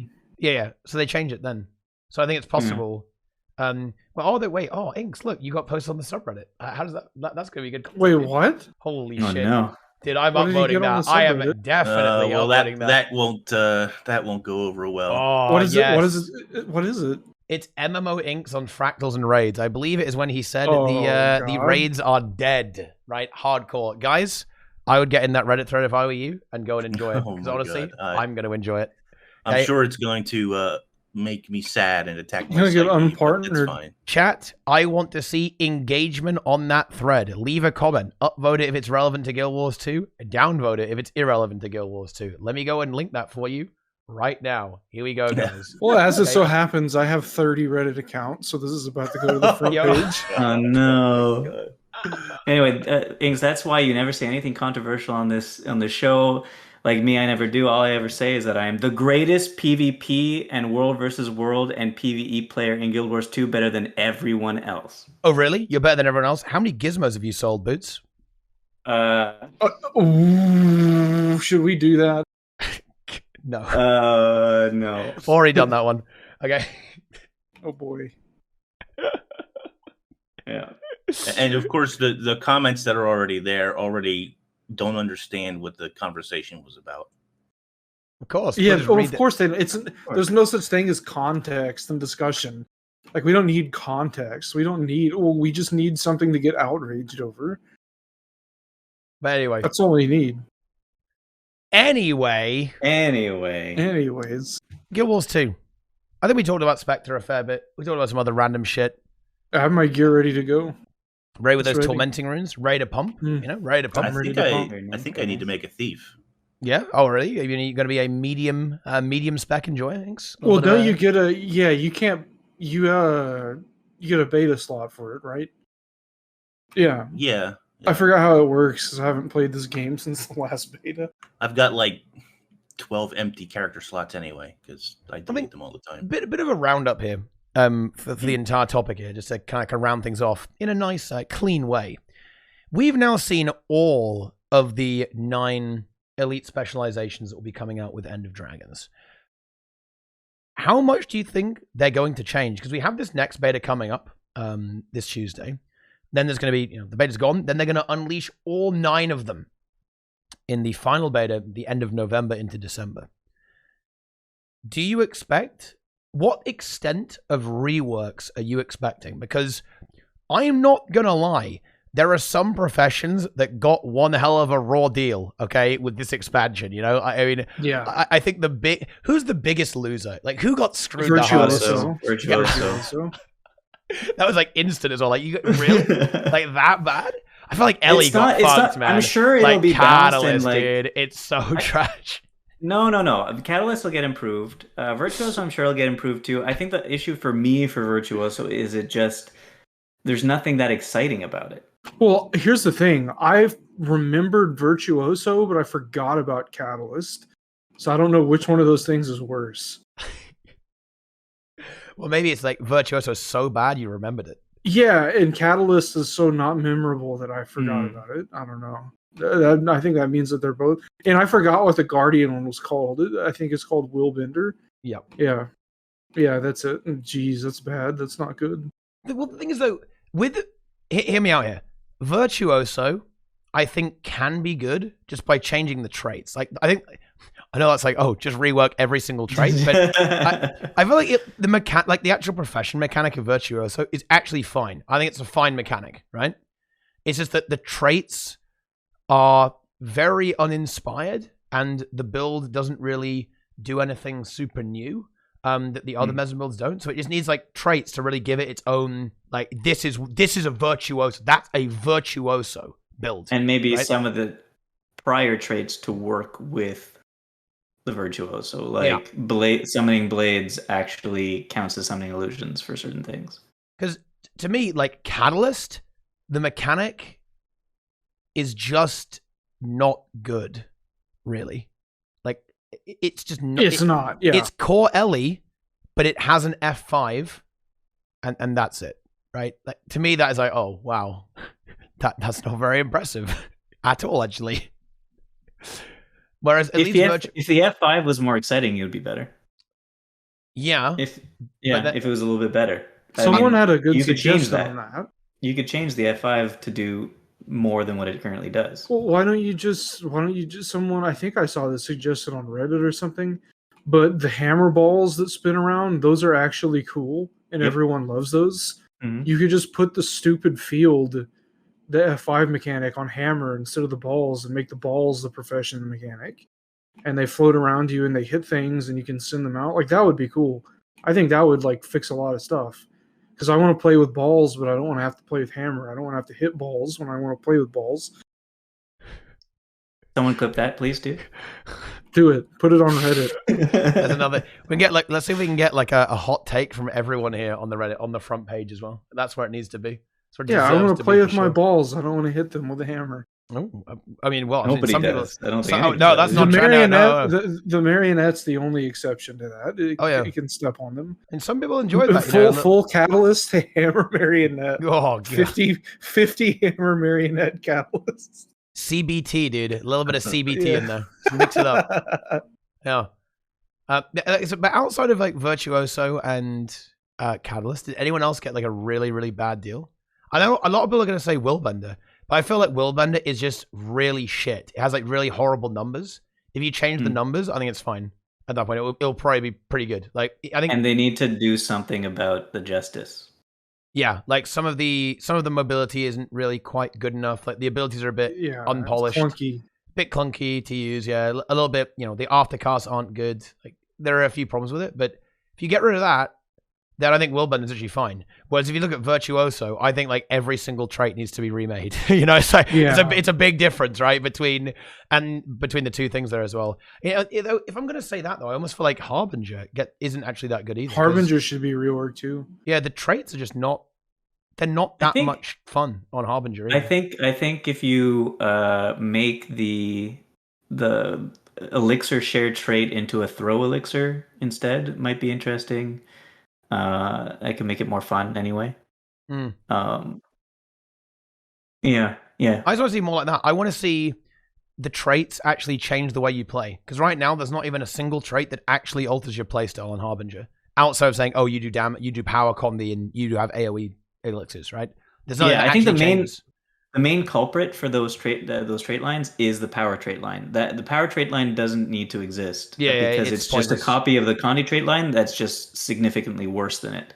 So you need to replace those two traits with something good. Yeah, for sure. Yeah, I think that's definitely true. And I almost feel the same way about Virtuoso, right? Like the power, or rather, the Condi trait line in that case, right? I mean, it turns out that they're actually both really strong. And guys, to be clear, we're not talking about how much DPS does it do, because I don't think DPS is even relevant. We're talking about like what does it do mechanically? How is it different? How does it stick out from the other options and have a different playstyle, right? Just saying, oh wow, you do 40k DPS by pressing loads of buttons doesn't mean the spec's actually fun, right? Or interesting, right? Like that's not good enough. You need to have something that's like, wow, this is a really cool, engaging spec to play. And it's not good to say, oh wow, I do 1 billion DPS. That doesn't make it, engaging. Certainly not in the long term, right? Once the novelty wears off, it's going to be like, oh, okay. Right, I think that's going to happen with Bladesworn too. Like Bladesworn is going to be really fun and ridiculous until we realize that you're literally pressing one button over and over and over again, like and doing like a 500k fucking crit. Right, that's going to be fun for a while, and then you're going to realize that this is just really really busted and really really boring. And that's something else to. I don't know. That's another thing there as well. Willbender. Well, this is actually another thing. Everyone's like, oh, what does Willbender do? Willbender is mobile, and Guardian is very very slow. So. The problem here actually is that there's an absence of this mechanic being good in PvE. And this is true for Virtuoso as well, by the way. This is a fundamental bad point of design in Guild Wars 2 PvE content. If you go to World of Warcraft and say, oh, what's good about, why does everyone not play melee in WoW? Right? They're going to say, like, are you a Papega? Like, no, dude, like, range is sick, right? It's so good to be ranged in this game. Same in Final Fantasy. In Guild Wars 2, being ranged and melee in PvE is a very minimal advantage for the ranged player. And in a lot of cases, particularly in high-end gameplay, it doesn't mean anything. Same with mobility. A lot of times, you are literally AFK behind the boss, just doing your DPS rotation. So having loads of cool mobility or ranged abilities does nothing, right? What needs to happen is that you need to have encounters designed in PvE in particular, such as where ranged is going to be good. Like in PvP, no shit ranged is good. Like, mobility, no shit is good. So Willbender has potential there, but it just doesn't have potential in PvE because the mechanics that these specializations bring to the table just don't do anything, right? Like they have no impact whatsoever. Yeah, I think also one of the big culprits about Willbender is that they went heavy on the trade-offs aspect, right? Like they put 3 different sets of trade-offs into the build. One was the trade-offs that you're no longer passives; they're active virtues. That's all fine and good for the second and the third virtue because those are actually buffed virtues, passives. But with the Justice passive to active is exactly the same, so it's just worse. And then they have trade-offs in the adepts where you get a buff of some sort, but then a heavy nerf of some sort is along with the trait on each of the 3. And then in the Grandmaster, you have trade-offs on each 3 of those traits. So yeah, I think they went a little too heavy on the trade-offs in that case. Yeah, for sure. And they definitely, you're absolutely right about Justice. This is particularly true as there's no Condi support whatsoever. So your burning is always going to be not good, right? Compared to why even make it? Yeah, it's just not either buff it or just make remove it or make it do something different, right? Like it could do power damage or something, right? It could have some other kind of effect, like trigger like an AoE. But then what attack. happens with permeating wrath?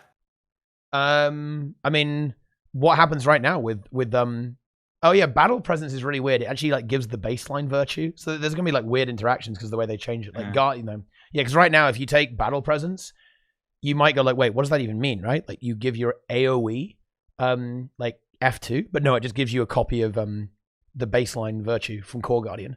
So there's gonna be some weird shit, right? It would. Yeah. I think that probably will change. Yeah, and range is important, guys, but it's minimally important, right? In a lot of areas, right? Almost all the time in a lot of encounters, you are literally AFK behind the boss doing a rotation. And if mobility and ranged were more impactful, then all of a sudden, Virtuoso having all of its skills at 1200 range would be really good, right? And all of a sudden, Willbender maybe being able to keep up with targets and be very, very mobile would also be a lot better. As well, like, and any other profession, right? Like for example, thief, right? Thief, and do you know why? Do you know why? There's a really good example of why this is the case, guys. Because do you know what was really interesting about watching the raid tournament? Okay, was that every single top team played thief. But wait, Teapot, isn't thief really bad? No one plays thief. Sucks. No one plays thief in PvE, right? In raids. Well, why did that happen? Well, quite simple. Because in a high-level PvE environment, it turns out that, speedrunning is very good if you have a class that's very, very fast and has the ability to, say, shadow portal people, right? Shadow portal, being very, very mobile, unlocking the door to Samrog in Wing 4, right?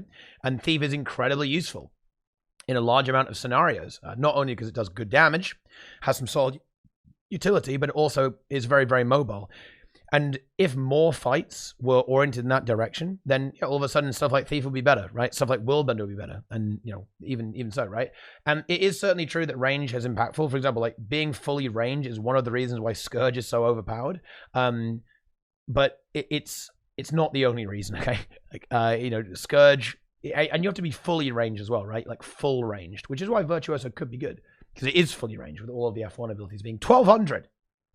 But yeah, encounter design, change that, and then all of a sudden, that stuff is better. But it will be good in PvP, maybe, eventually, kind of. Okay.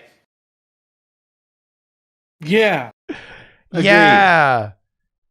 There's the roundup. The roundup is kicking in. Yeah. Yeah. Oh, wow. That's a little bit of a Gachi thing, though. Have you know Gachi is banned on stream in Brazil? It's not. Is it? Wait, is it really? No. Oh.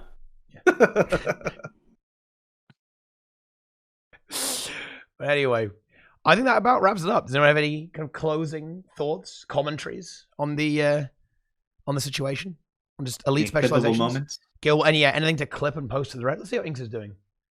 Oh yeah, Yeah, I'm curious. Are you enjoying the comments on Reddit, Inks? You enjoying this stuff? Can you link it again? I yeah, lost the link to it. I love it. I'm gonna go ahead and link this again. Let's go ahead and get that going. Get that Reddit thread. Let's just get it. Because this is your chance, though. You should go in there and like say, "Hey, baby, I'm back. Come look at me on Twitch and advertise your YouTube." Twitter account, dude. Advertise your Twitter account right now. Follow me on Twitter. Yeah, for more hot takes. Yeah, that's the meme, right? That is. Oh, this one's good. Yesterday's news: strikes are dead by now too. There's quite a few comments in there that basically say we all know this already. Well, I mean, to be fair, they might know. I mean, yeah, yeah, that wasn't really like someone had said like this would have been funny 2 years ago. It wasn't now it's just trying funny. Now it's just stating the obvious, but trying to spark a fire where it's all burned down. Yeah, it wasn't meant to be funny. It was, He was here to educate, right? To deliver factual information. Educate. Yeah, that's right. I think the strike mission thing is honestly. I know ArenaNet would never do this, and we should definitely stop talking now at this point because we're already out of control, right? I think we can all agree we're out of control. We're off the rails.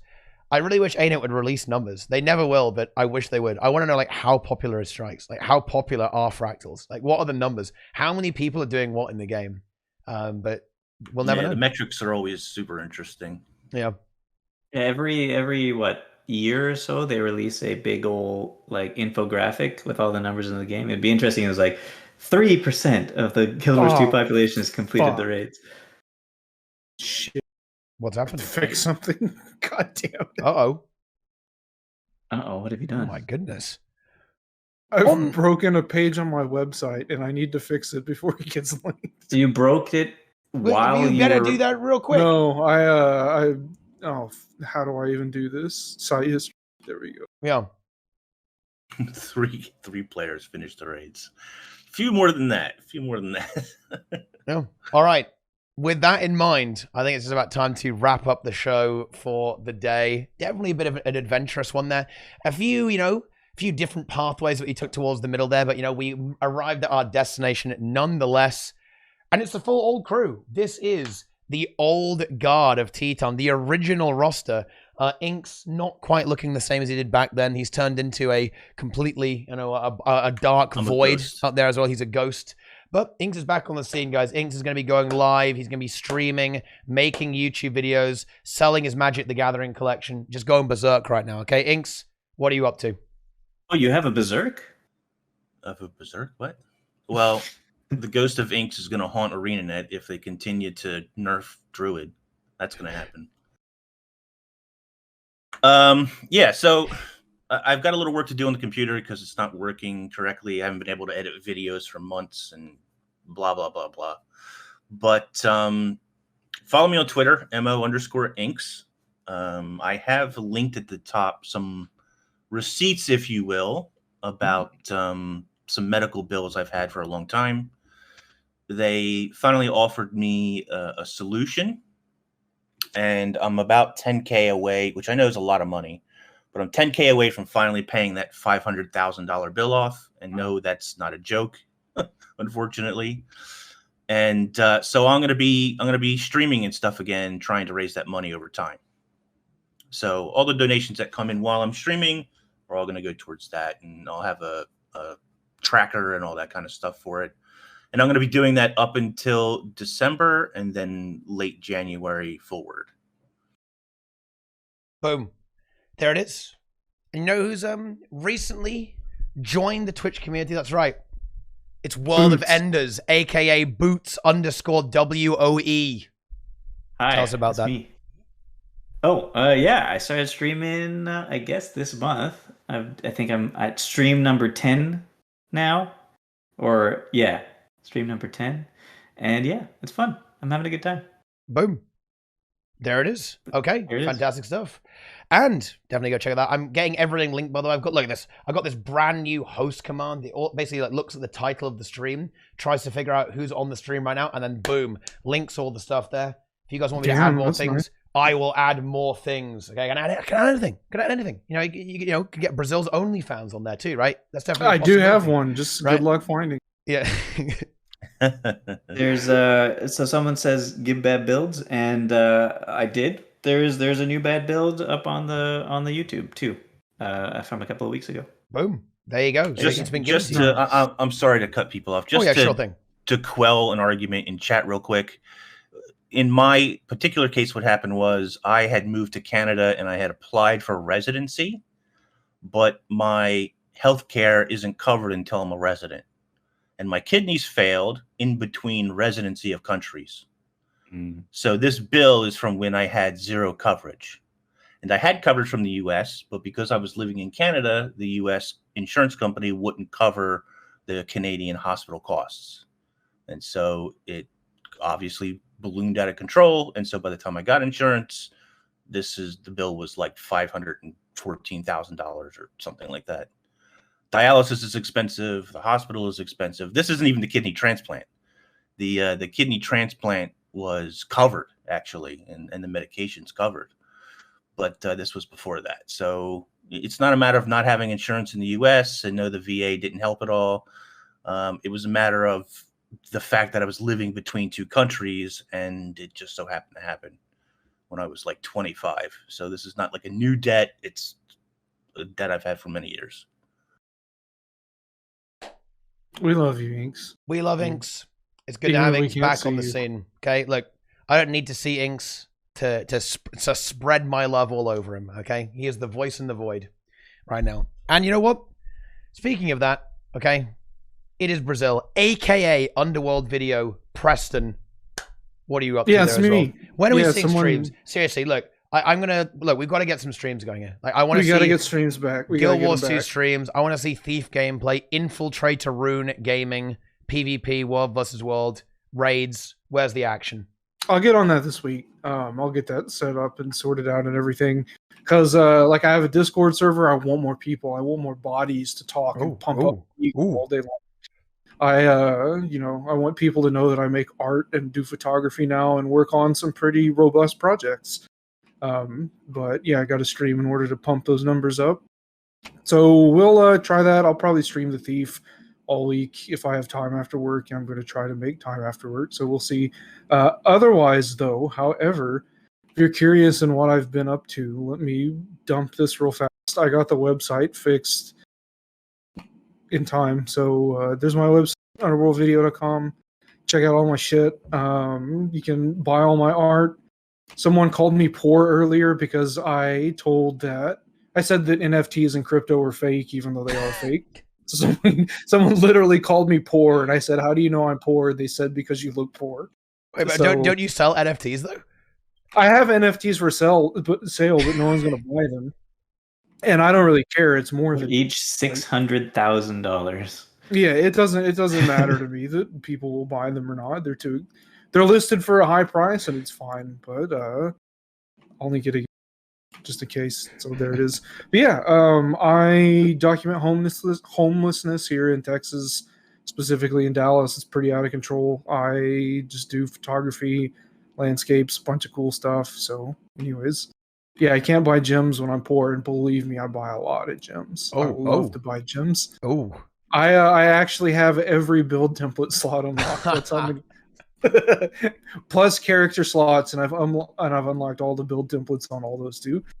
But yeah, I guess that's all I got. I'll also just shout out Inks again, MO_Inks on Twitter. For me, it's UWV_Preston everywhere. Instagram, Twitter, you can find it all on my website too.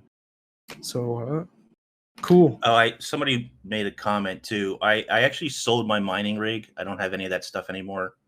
Sold all of it. All went to the bill. So it's not like I have this expensive mining rig anymore that's eating up costs. there it is. Unlucky. The Bitcoin, Inks' Bitcoin empire, sadly, A candle in the wind is blown away. Which is really sad because Bitcoin went on a super big rise lately. Oh, since it went down, yeah. Here's the thing about crypto. People don't realize, people think it's a real currency. Here's the problem. Whenever the ISPs get ordered to ban it by the government, it's all going to go away. And you have to have internet access to get it. You can't just use it somewhere. It's dependent on like blockchain shit that you have to be plugged into the wall to use. It's fucking stupid and it's fake. Can't you just like VPN it though at that point? Surfshark VPN. Use code MightyTeapot for anything off. Let's go. Extra VPN in the chat. Let's do this. All right. Anyway, look, we're shutting this down before people start arguing about fucking crypto, bro. Because I'm not doing that. Yeah. Right. Listen, guys. No one cares about that. The only thing I know is that I stream TeaTime. I'm gonna get these things going. Maybe every 2 weeks, maybe every week. I don't know. I like doing the podcast. I love chatting here with the lads, with the crew here for Guild Wars 2. Thank you guys so much for copying on the show here, guys. If you hit !hosts in the chat, that will give you links to everyone here. Make sure you go check out all of them. They're gonna be doing Twitch stuff. They're doing Twitter stuff. They're doing YouTube stuff. Go check it out. Look at the website. Engage with that stuff. And of course, if you guys like TeaTime, if you enjoy this sort of show, well, I've got good news for you. I've got about 1 million of them on YouTube. Okay, that you can watch. Okay, you can see the journey, right? You can see the journey of Inks, right? From a bright-eyed, bushy-tailed lover of Guild Wars 2 to a jaded, salty, decrepit veteran that he is now. You can watch. What? Yeah. I love Guild Wars 2. I love you, ArenaNet. So go and check out that, guys. What the hell? Okay, go and check that out right now. But thank you guys so much for watching. We really appreciate you hanging out here. Follow the stream if you like it. Subscribe if you like it. You go watch my YouTube as well. Go watch all the YouTubers. Links below to everyone here. And, of course, all my social media stuff. Follow me on Twitter. Subscribe on YouTube. Follow on Twitch. Subscribe here. All that kind of good stuff. Thanks for watching, guys. Really hope you enjoyed the show, as chaotic as it become. Okay, I'll probably keep streaming for a little bit. We're going to take a little bit of a break before I do that, though. Thanks for watching, guys. We'll see you later.